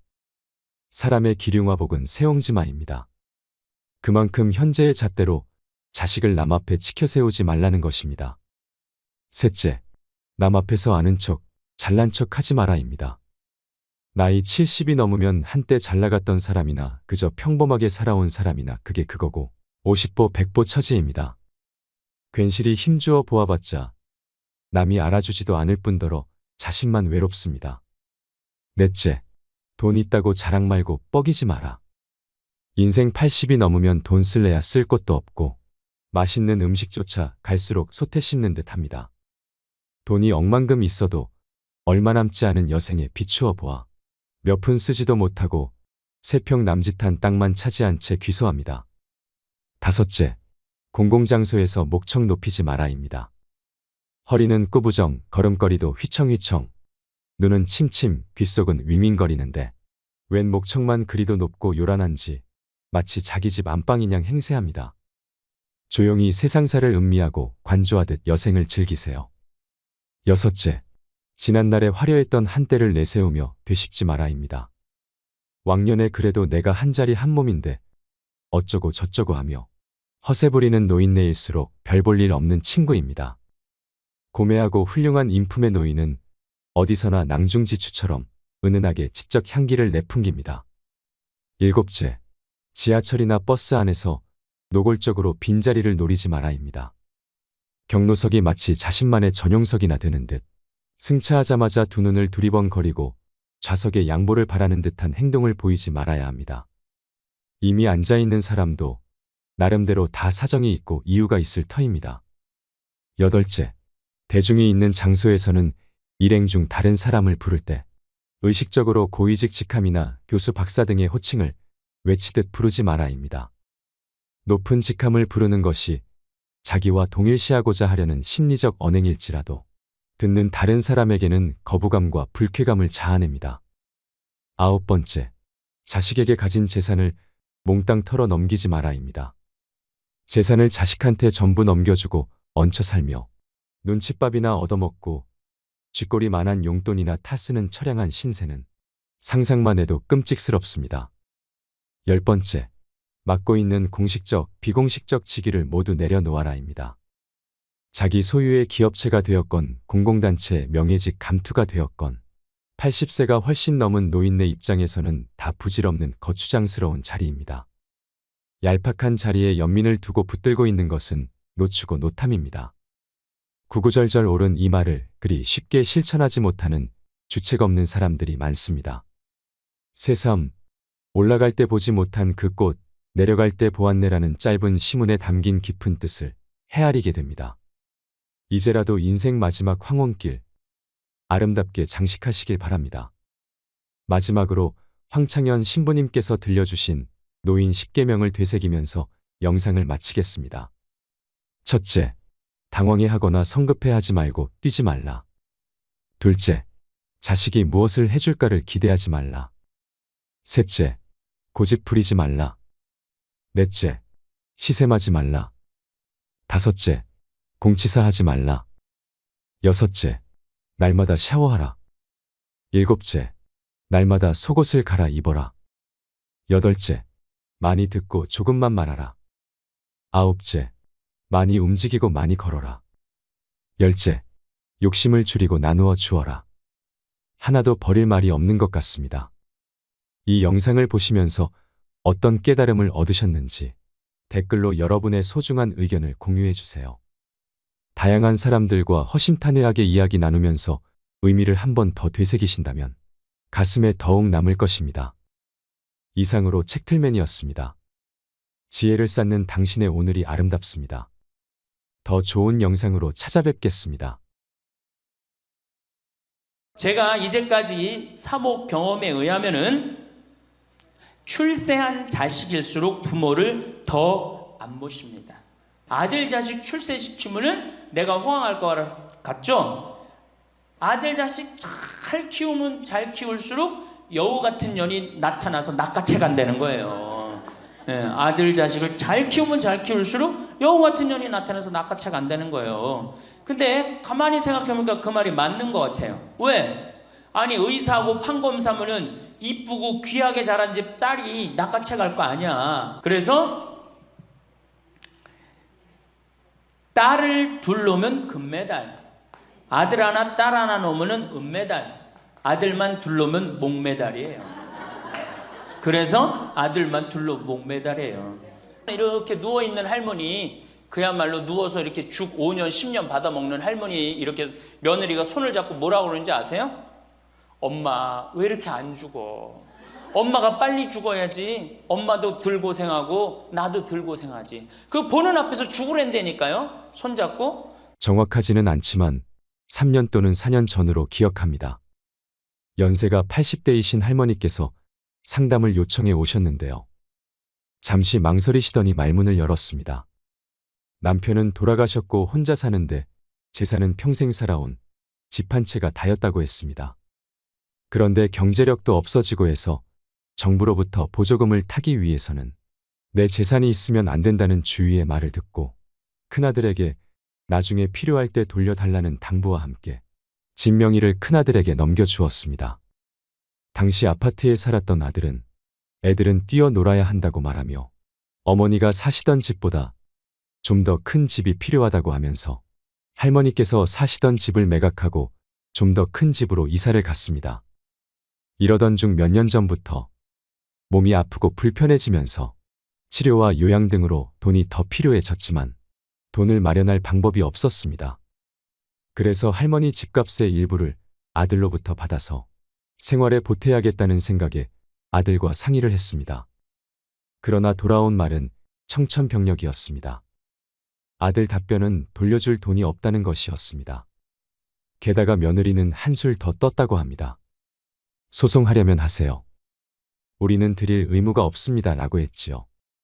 창피해서 누구에게 말할 수도 없는 그런 답변을 받은 할머니는 그 분을 참지 못하시고 제 앞에서 눈물만 흘렸습니다. 이게 남의 얘기일까요? 아들이 잘못된 걸까요? 아니면 며느리가 나쁜 걸까요? 어쩌면 이런 일은 누구에게나 일어날 수 있는 일이라고 생각합니다. 그래서 오늘은 이런 얘기를 함께 생각해 보려고 합니다. 내 재산을 내가 살아 생전에 자녀에게 넘겨주는 것이 좋을까요? 아니면 내가 세상을 떠난 후 상속으로 가져가게 하는 것이 좋을까요? 작던 크던 넘겨줄 재산이 있는 사람들은 한 번쯤은 생각하게 되는 문제입니다. 그리고 또 넘겨준다면 얼마를 언제 어떻게 넘겨줘야 하는지도 역시 고민하게 됩니다. 모두가 그런 것은 아니지만 우리나라 노인분들은 재산 이전과 관련해서 비슷한 공통점을 발견할 수 있습니다. 그것은 나이가 50쯤 접어들면 자신의 재산을 자녀들에게 넘겨줄 것을 생각한다는 것입니다. 물론 그렇지 않은 분들도 있고 보다 일찍 생각하시는 분들도 있습니다. 제가 말씀드리는 것은 평균적으로 50대에 접어들면 자녀에게 재산을 이전하는 문제를 생각하더라는 것입니다. 어떤 측면에선 당연한 것이라고 생각할 수도 있긴 한데요. 아마도 예전 같지 않은 건강 상태라든지 자녀의 성장, 그리고 어느 정도 자신들의 생활이 안정되어 있는 시기이기도 한 이유도 있을 것이라는 생각이 듭니다. 미리 준비하는 것이 잘못되었다고 할 수는 없습니다. 다만 여러 사람들이 겪은 경험을 여러분과 공유해서 여러분의 판단과 계획에 도움을 드리고자 하는 것입니다. 오늘의 주제는 내 재산을 언제 자녀에게 넘겨주는 것이 좋은가입니다.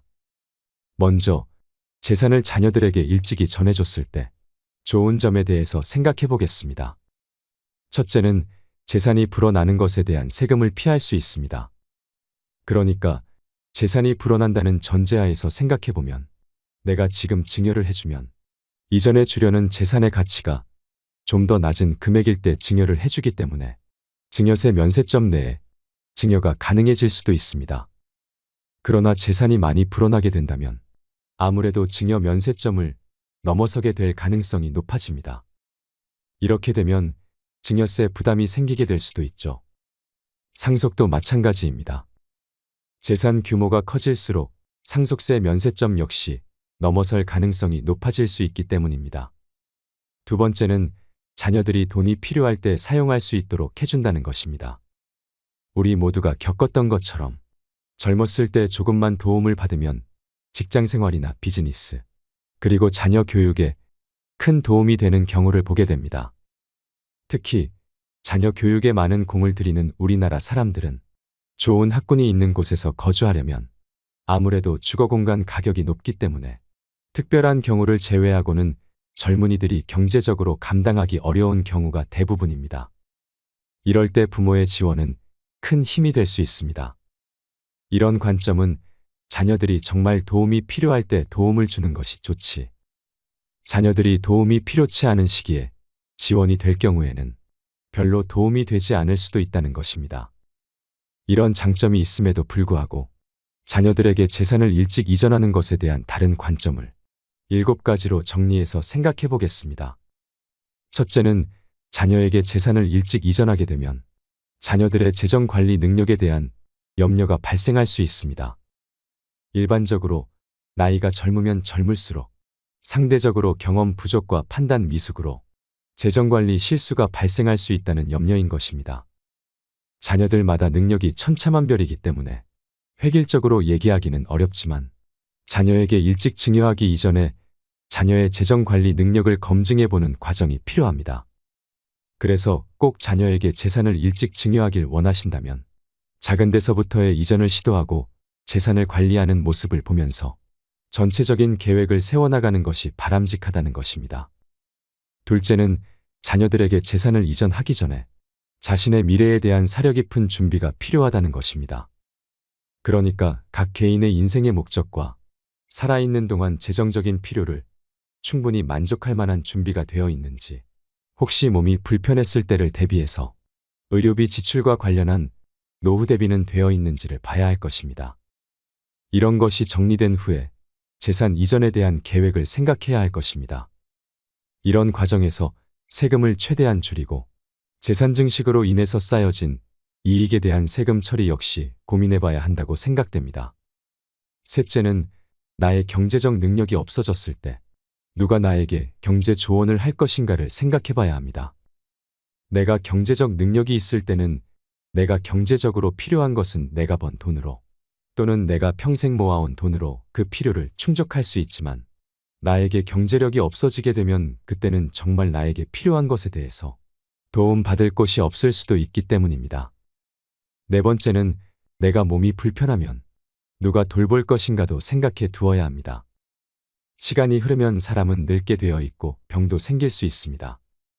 단순히 약을 복용하거나 간단한 치료나 수술로 해결될 수 있는 병의 경우에는 큰 어려움이 없을 수도 있지만 거동이 불편해지거나 누구의 도움이 반드시 필요한 상황이 올 경우에는 치명적일 수 있다는 것입니다. 우리도 부모님을 모셔보았고 그리고 경험해 보았지만 가족 중 누군가가 거동이 불편하고 항상 누군가로부터 간호를 받아야 하는 상황일 때는 아무리 자식이라 해도 매일 매 시간마다 도움을 드리는 것은 매우 어렵습니다. 아니, 불가능하다고 보는 것이 더 합당할 것입니다. 왜냐하면 자녀들도 일을 해야 하고 돌봐야 할 가정이 있고 그들의 어린 자녀들이 있습니다. 자녀가 불효자여서가 아니라 현실적으로 할 수 없는 경우가 많습니다. 이때 정말 필요한 것은 결국 돈입니다. 돈이 있으면 그 돈으로 나를 돌봐줄 수 있는 사람을 고용할 수도 있고 치료받으면서 생을 마감할 때까지 자녀들에게 피해를 주지 않으면서 편안히 생활을 할 수 있을 것입니다. 그런데 자녀에게 일찌감치 재산을 줬다면 내가 어렵게 되었다고 다시 달라고 할 수 있을까요? 그래서 내가 몸을 가눌 수 없게 되었을 때 생활에 필요한 부분을 반드시 남겨두어야 합니다. 다행히 생을 마감할 때까지 그 돈을 사용하지 않아도 되었다면 그 몫은 그대로 자녀에게 넘어가도록 해두면 되는 것입니다. 내 스스로 이런 상황을 극복할 수 있는 재정적 준비가 되어 있다면 이는 나 자신은 물론 자녀들에게도 큰 도움이 되는 것이라고 생각됩니다. 다섯 번째는 자녀는 품 안의 자녀일 때 자녀일 수 있다는 것입니다. 자녀를 못 믿고 자녀와 사이가 좋지 않은 가족도 있긴 합니다만 대부분의 사람들은 내 아이들을 믿고 살아갑니다. 그렇기 때문에 내가 가지고 있는 재산을 내가 쓰는 것보다는 어떻게든 아껴서 자녀들에게 넘겨주려고 하시는 분들이 많습니다. 맞습니다. 내가 평생 아껴서 모은 재산, 내가 눈에 넣어도 아프지 않을 아들, 딸들에게 넘겨주는 것을 누가 뭐라 하겠습니까? 내가 쓰는 것보다 아들, 딸들에게 주는 것이 행복한데 말입니다. 그런데 그렇게 사랑했던 아들이 또는 딸이 결혼을 하게 되면 내 며느리와 사위는 내 자녀와 다를 수 있다는 것입니다. 오늘 시작하면서 말씀드렸던 사례가 대표적인 한 예가 되겠습니다. 물론 그렇지 않은 경우도 많습니다. 며느리와 사이가 친딸과 아들 못지않게 행복하게 지내는 가족도 많습니다. 하지만 우리는 모든 것을 최상에다가 초점을 맞춰서 살아갈 수는 없기 때문에 이런 고민을 하는 거라고 생각이 됩니다. 여섯 번째는 자녀 중 불행하게 된 자녀가 생긴다면 대책이 없을 수도 있습니다. 인생을 살면서 우리가 전혀 예측도 못했던, 상상도 못했던 일들이 벌어지고 일어나는 것을 경험합니다. 예전에 한 의대생의 의문의 죽음에 대한 주제의 뉴스가 있었습니다. 우린 이런 유사한 사건을 많이 접하게 되고 또 가족 중에서도 이런 경험을 한 사례가 있을 수 있습니다. 자녀에게 모든 재산을 일찌감치 전했는데 부득이한 사고가 발생한다면 그리고 자녀가 여럿일 경우에 어느 한 자녀가 사고로 인해서 나머지 인생의 돌봄이 필요하다면 내가 가지고 있는 재산으로 그 자녀의 치료와 돌봄에 사용하면 되는데 모든 재산이 이전되었을 경우 그 재산을 다시 분배하는 일은 아주 불편한 상황이 될 것이라는 사실을 역시 간과해서는 안 되겠습니다. 일곱 번째는 선물을 줄 때는 명확한 설명이 필요합니다. 요즘 젊은 부모들은 많이 변했지만 우리 부모들 세대만 해도 생색내며 자녀에게 도움을 주는 것보다는 말없이 자녀들이 이해하겠지 또는 조용히 지원하는 것을 미덕으로 생각하는 경향이 많이 있습니다. 예를 들면 생일날 또는 크리스마스에 어떤 작지 않은 선물을 했다고 하면 이것은 크리스마스 선물이다 또는 생일 선물이다라고 명확히 얘기하고 이런 재정적 선물이 정기적으로 이루어지지 않을 수 있음을 명확히 하는 것이 좋습니다. 그리고 어떤 지원을 정기적으로 할 경우 재정 상황의 변화에 따라서 중단될 수도 있음을 역시 명확히 전달하는 것이 좋습니다. 부모에게 경제적인 지원을 받는 자녀는 이 지원이 계속될 수도 있다고 착각할 수도 있기 때문입니다. 우스갯소리이긴 하지만 길가의 거지에게 매일 1,000원씩 주다가 어느 날 주지 않으면 거지는 내 돈 달라고 한다는 얘기가 있습니다. 그만큼 지원하는 사람의 마음과 받는 사람의 마음은 아전인수격으로 자신이 편한 방법으로 또는 유리한 방법으로 이해하려고 하는 경향이 있음을 알아야 합니다. 오늘은 평생 모은 재산을 내 자녀에게 언제 이전하는 것이 좋을까에 대한 생각을 함께 해보았습니다. 자녀에게 재산을 이전하는 절대적인 좋은 시기를 찾는 것은 쉽지 않습니다. 어떨 때는 좀 더 일찍 재산을 이전해야 좋을 수도 있고, 어떨 때는 최대한 늦게 이전하는 것이 좋을 수도 있습니다. 또 부모가 유리한지, 자녀가 유리한지를 얘기하는 것도 아닙니다. 부모와 자녀 모두 행복할 수 있는 최선의 선택을 찾아보자는 것입니다.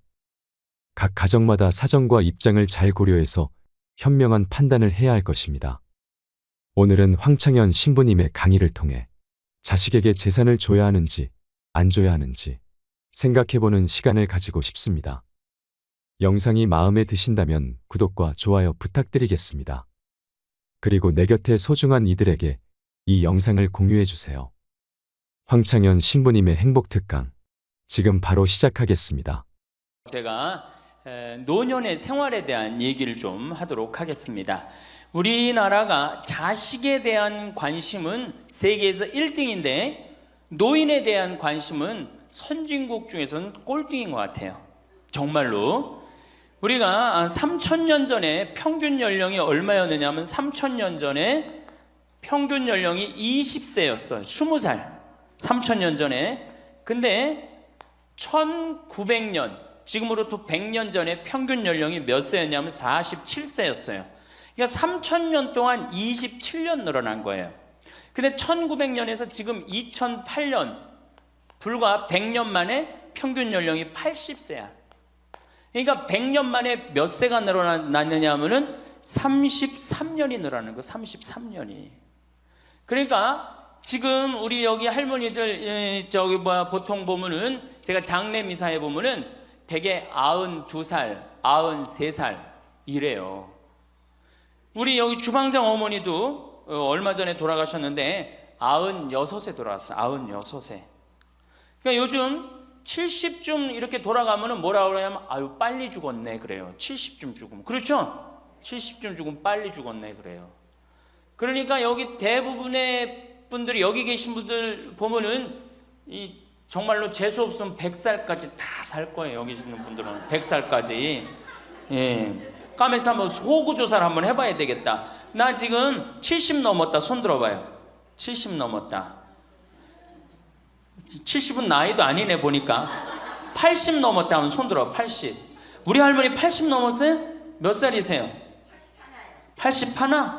이 할머니 여기까지 온 근력 보니까 105살까지 살게 생겼네.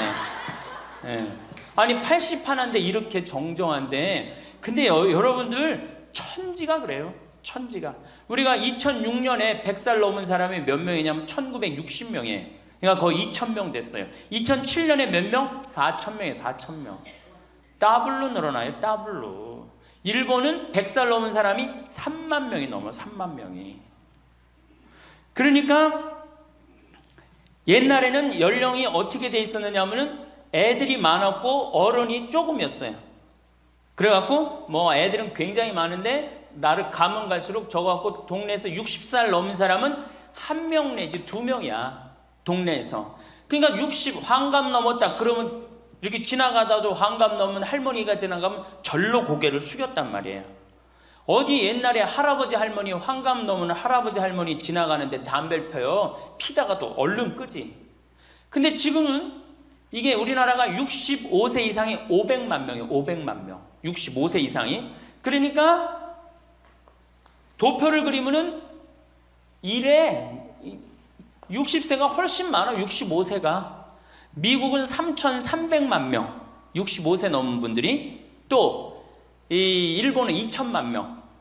그러니까 존경을 하려고 해도 누굴 존경해? 이 수없이 많이 돌아다니는데 옛날에 하나 둘이어야지 존경을 해야지. 지금은 천지가 할머니 할아버지들인데 누굴 존경해? 누굴 존경해? 그냥 길에 채이는 게 할머니 할아버지인데 존경할 수가 없는 거예요. 혹시 우리 늙은이들 왜 존경하지 않나 이렇게 섭섭해하는 할머니 할아버지들이 착각하는 거예요. 하나 둘이어야지 존경이지. 신부도 본당 신부가 하나니까 3,000명 교우들이 존경하는 거예요. 본당 신부가 100명이다. 우리 본당에 신부가 100명이다. 존경할 거 안 할 것 같아. 채이는 게 본 신부인데, 근데 신부님 만나기 하늘의 별 따기보다 어려우니까 존경을 하는 거예요. 옛날에 할머니 할아버지들이 존경받았던 이유가 동네에서 거의 없었기 때문에. 중간에 다 죽었어. 근데 요즘 안 죽고 다 같이 가는 거야. 다 같이. 65세 이상이 500만 명이에요. 500만 명. 참고로 북한은 65세 이상이 몇 명이냐? 북한은 평균 연령이 몇 세냐? 지금 30세예요. 북한은. 우리나라는 80세인데. 그러니까 우리나라 사람들이 북한보다 50년 더 사는 거, 평균 연령이.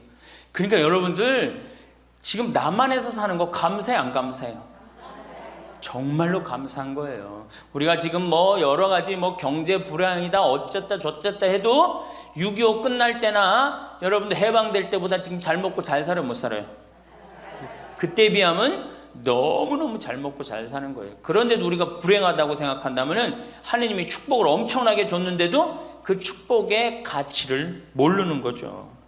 근데 어쨌든 우리나라는 지금 프랑스는 120년 동안 고령화가 천천히 진행됐어요. 근데 우리나라는 20년 만에 초고령 사회로 들어섰어요. 왜냐하면 우리나라가 왜 초고령 사회로 들어서느냐 하면은 우리나라가 먹을거리가 참 건강해요.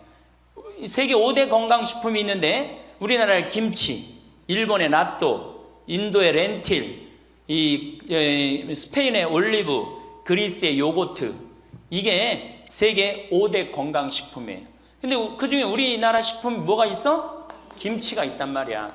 근데 인도의 렌틸이나 일본의 나또가 뭘로 만드냐면 콩으로 만드는 제품이에요.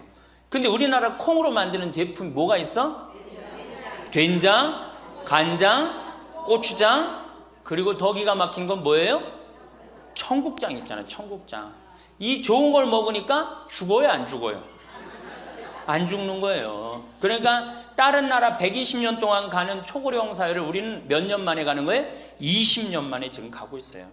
제가 병자성사를 가보면은요, 보통 95살 먹은 어머니를 며느리가 이렇게 모시면 며느리가 몇 살이냐면 70살이야. 70살. 그러면 내가 병자성사를 가면 이렇게 누워있는 할머니, 그야말로 누워서 이렇게 죽 5년 10년 받아먹는 할머니, 이렇게 며느리가 손을 잡고 뭐라고 그러는지 아세요? 엄마 왜 이렇게 안 죽어? 엄마가 빨리 죽어야지. 엄마도 덜 고생하고 나도 덜 고생하지. 그 보는 앞에서 죽으랜다니까요. 손잡고. 그리고 꼭 하는 말이 있어요. 엄마가 빨리 죽어야지 우리 신부님도 그만 고생시키고. 병자성사 맨날 오니까 신부님 고생한다 이거지. 그러니까 살아있는 게 다 고생이라는 거지. 본인도 고생, 며느리도 고생, 병자성사 오는 신부님도 고생. 그러니까 늘 고생한다니까. 엄마 빨리 죽으라고 그러는 거예요.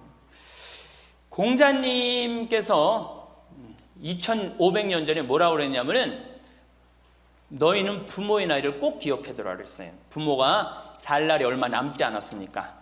그래갖고 내가 그 얘기를 듣고 부모님 나이를 기억하다가요, 요즘은 60 넘어서 기억하기 시작했는데 요즘 포기했어요. 헷갈려. 몇 살인지, 78인지 79인지 왔다 갔다 해요. 아마 내가 이렇게 많은 분들 지금 어머니 나이 몇 살이냐면 헷갈리는 사람들 많더라고요. 83인지 4인지 왔다 갔다 하는 거죠. 쉬다 지쳐서 포기하는 거예요. 제가 능평성당에 그 봉송체를 갔는데 이 할머니를 92살서부터 봉송체를 다녔는데 이 할머니 기억력이 기가 막혀요. 전달 봉송체 온 날 정확하게 기억해요. 날짜 요일까지. 근데 이 할머니가 내가 할머니 몇 살이에요? 그러면은 89이래. 92인데도 89이래. 93때 가갖고 할머니 몇 살에 89이래. 95까지 제가 봉송체를 갔거든요. 그때도 물어보면 89이래. 왜 89이라고 그럴 것 같아요? 그렇게 기억력 좋은 할머니가. 미안한 거예요. 너무 오래 살으니까 누구한테 미안해? 자식들한테 미안한 거예요. 자식들한테. 그러니까 지금 이게 우리 현대의 가장 심각한 문제는 뭐예요? 이게 안 죽는 거, 안 죽는 거. 그럼 왜 안 죽느냐? 이게 의학이 발달해 갖고요. 죽을 만하면 살려 갖고 오고 죽을 만하면 살려 갖고 오고 그래서 죽고 싶어도 죽지도 못해요, 지금. 1920년에 페니실린이 개발이 됩니다. 세계대전이 끝나고 난 다음에 페니실린이 보편화돼요. 페니실린 나오기 전에는 조금만 상처만 나도 죽었어요. 아물지 않으면. 안에 골마도 다 죽었어요. 근데 페니실린 나오고 난 다음부터 어떻게? 상처 나도 안에 골마도 페니실린 한 방만 넣으면 다 낫는 거예요. 전염병이고 뭐고. 그러니까 이제 안 죽기 시작한 거예요. 또 MIT 공대 아이들이 20세기의 최고의 발명품을 뭘로 하느냐면 칫솔로 봐요. 칫솔. 20세기 최고의 발명품. 그러니까 칫솔 나오기 전에 옛날에 여기 할머니들, 동네 할머니들, 50된 할머니들 이빨이 몇 개나 남아 있었어요. 여기 하나, 그러고 뻥 뚫렸잖아요. 그렇죠? 그래갖고 그냥 옛날에 합죽이 굉장히 많았죠. 이빨이 없으니까. 그리고 왜 옛날에는 이빨이 칫솔도 없었지만 왜 이빨이 이렇게 성하지 않았어요? 애를 7, 8, 10 놓으니 그거 애 놓으면서 힘쓰느냐고 잇몸 다 물러나고 이빨 빠지는 거예요. 근데 요즘 애도 안 놓지. 칫솔로 하지. 그러니까 이빨이 하나 둘이면은 50쯤 되면 이빨이 다 빠져요. 이빨이 하나 둘이면 어떻게 해요? 하나 둘이면 죽밖에 못 먹어요. 50살 넘어서 죽 먹기 시작하면은 아무리 죽 먹고 오래 살아도 10년 이상 못 버팁니다. 그 옛날에 환갑을 못 넘겼던 거예요. 근데 요즘 칫솔이 있어갖고 이빨이 온전한 할머니들 천지예요. 또 요즘은 의술이 발달해갖고 어떻게? 치과에 가갖고 틀니 다 해놓지. 또 이 해놓지. 요즘 또 임플란트까지 하지. 그러니까 이빨이 그냥 80이 돼도 다 튼튼한 거야. 이빨이 튼튼하니까 일주일에 한 번씩 고기를 꼭꼭 씹어 먹는 거예요. 죽 먹던 시대하고 고기 먹는 시대하고는 이건 틀리는 거예요. 매일 단백질을 공급해 주니까 죽어요, 안 죽어요? 안 죽는 거예요. 그래서 지금 어떻게? 굉장히 오래 사시는 거예요. 그리고 요즘 또 어떻게? 옛날에는 운동이 어딨어. 옛날에는 밭에 나가서 일하고 그냥 늘 힘들게 살았잖아요. 그러니까 옛날에는 맨날 나가서 고생하고 이빨 없지. 그러니까 어떻게? 그러니까 빨리 죽는 거예요. 근데 요즘은 건강식품 먹지, 운동하지, 헬스하지, 수영하지. 이게요, 이래서 얼마나 오래 사는지 몰라. 저 뒤에 계신 분들, 지금 40대, 50대 되신 분들 손 들어보세요. 40대, 50대 되신 분들, 여러분들은 120살까지 살아. 120. 정말이에요. 여러분들은 120살까지 삽니다. 그러면 여러분들 지금 몇 년 남은 거야? 70년 남은 분들 많아요, 지금. 지금 자식이 문제가 아니라 누가 문제야? 여러분들이 문제예요, 지금. 자식 걱정할 때가 아니에요, 지금. 70년이면 작은 시간이에요?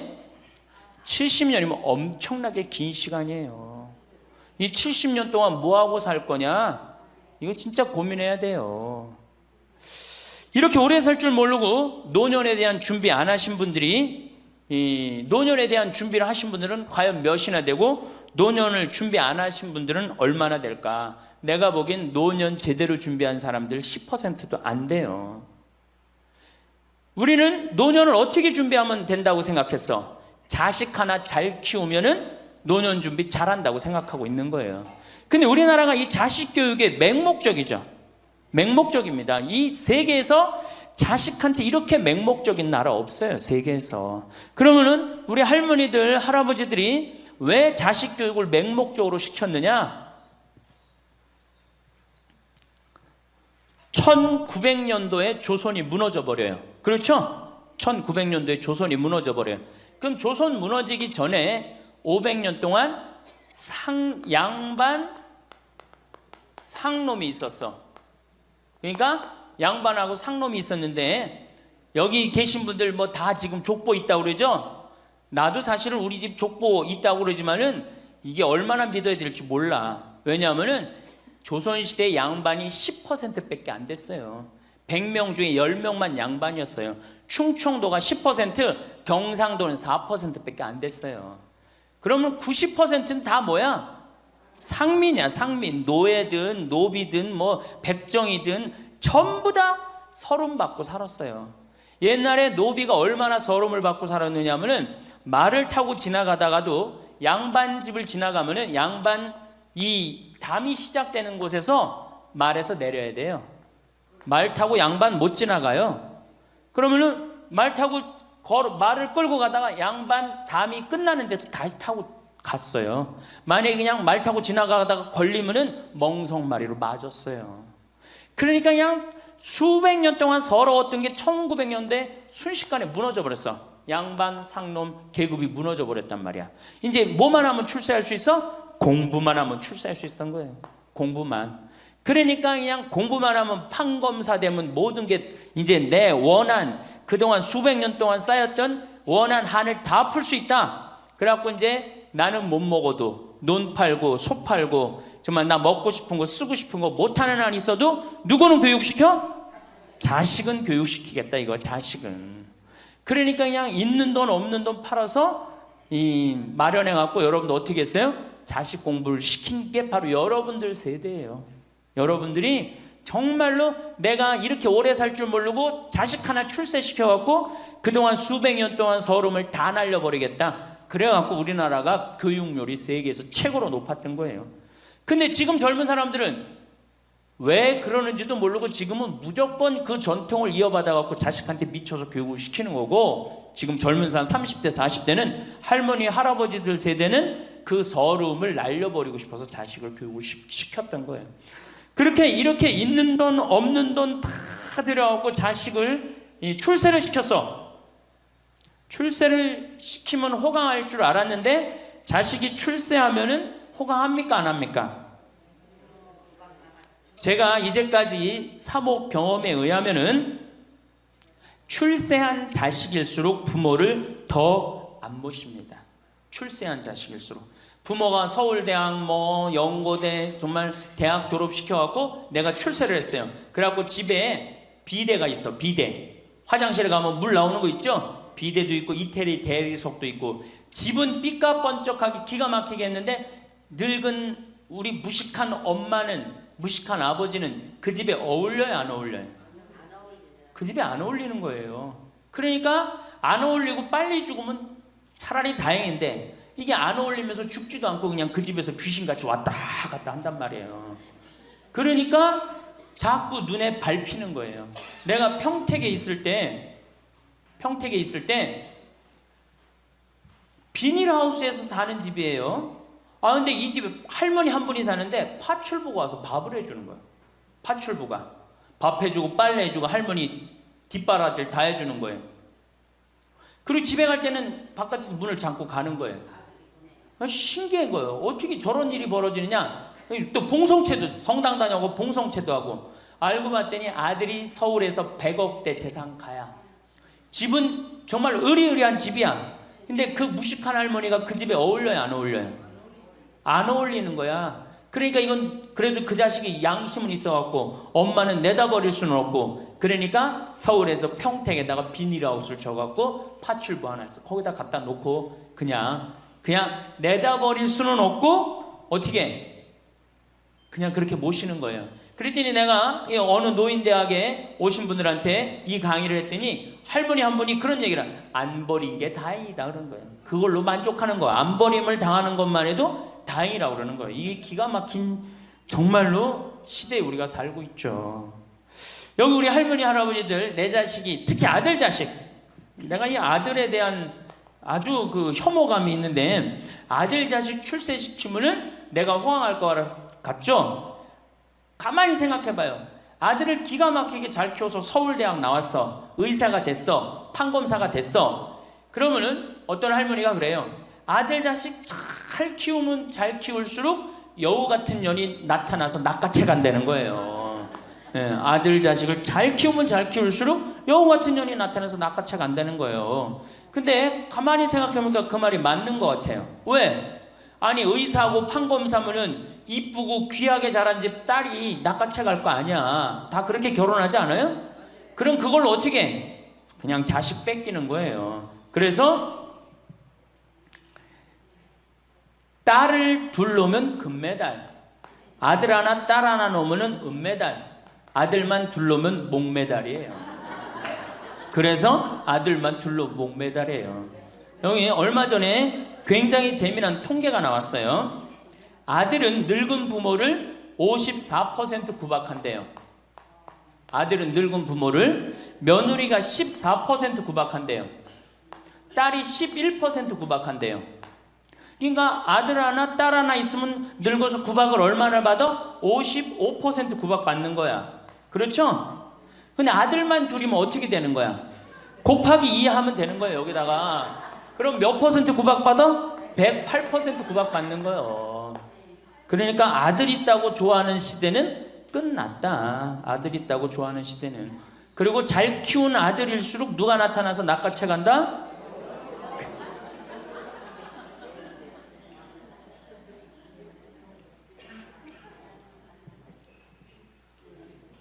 물론 아들이라고 다 불효자는 아니에요.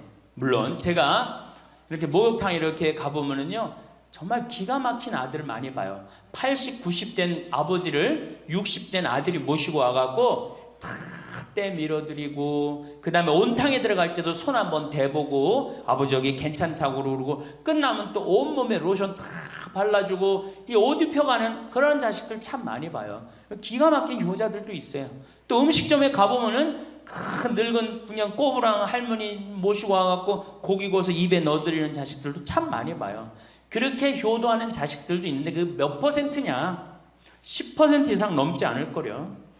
우리 집도 이 둘째 아들이 기가 막힌 효자예요. 내가 봐도 참 효자예요. 좋은데 구경시켜드린다고 다 그 시와오 그 저기 뭐야 갈대숲 그리고 회도 사드리고 시간 되면 여행도 모시고 기가 막혀요. 근데 그런 아들이 몇이나 되겠느냐? 제가 보기에는 그렇게 많지 않아요. 황창현 신부님의 강의가 어떠셨나요? 저는 출세한 자식일수록 부모를 더 안 모신다는 이야기가 정말 충격적이었는데요. 100억 부자인 아들이 자신의 엄마를 비닐하우스에 살게 하면서 자식된 도리를 한다는 것이 고작 파출부를 보내주는 거라니 정말 이해가 되지 않았습니다. 그리고 황창현 신부님께서 말씀하신 이야기 중에 아들은 늙은 부모를 54% 구박하고 며느리는 14% 구박하고 딸이 11% 구박한다는 통계를 보니 나이 들어서 구박 안 받고 살려면 어떻게 해야 하나 고민해 봐야겠다는 생각이 들었습니다. 이럴 때 내 재산이라도 있으면 구박 안 받고 당당하게 살 수 있지 않을까 하는 생각도 들었습니다. 여러분은 자식에게 재산을 물려주는 것에 대해 어떻게 생각하시나요? 황창현 신부님께서는 자식한테 물려줄 생각하지 말아라고 합니다. 여러분들이 만약에 70살에 다 살았다고 생각하고 자식들한테 재산을 물려주는 순간 여러분들은 자식 잃어버리고 재산 잃어버리고 인생 잃어버리는 거라고 말하십니다. 70살에 자식들한테 재산을 주면 자식이 계속 용돈 주고 찾아올 것 같은지 되묻습니다. 용돈도 안 주고 찾아오지도 않는 것이 현실이라고 하죠. 10월 2일 노인의 날에는 불효자 방지법이 발의가 됐다고 합니다. 불효자 방지법을 들어보셨나요? 불효자 방지법이 뭐냐 하면 내가 집도 주고 재산을 다 줬는데 자식이 용돈도 안 주고 찾아오지도 않으면 내가 준 재산, 내가 준 집을 다시 찾아올 수 있는 법입니다. 용돈도 안 주고 나를 책임지지도 않으니까 원래 내 재산이니까 내가 다시 갖고 올게 하는 것입니다. 그런데 70살이 넘어서 내가 자식에게 준 재산 찾아오겠다고 법원에 소송 걸 수 있는 할머니들은 별로 없습니다. 그냥 참고 사는 것입니다. 속은 새까맣게 타들어가는데 참고 사는 것입니다. 내가 자식을 어떻게 키워서 어떻게 성공시키고 어떻게 재산을 물려줬는데 나한테 이럴 수가 있느냐고 그렇게 땅을 치고 후회해도 소용없는 것입니다. 이 영상을 보시면서 어떤 깨달음을 얻으셨는지 댓글로 여러분의 소중한 의견을 공유해 주세요. 다양한 사람들과 허심탄회하게 이야기 나누면서 의미를 한 번 더 되새기신다면 가슴에 더욱 남을 것입니다. 이상으로 책틀맨이었습니다. 지혜를 쌓는 당신의 오늘이 아름답습니다. 더 좋은 영상으로 찾아뵙겠습니다.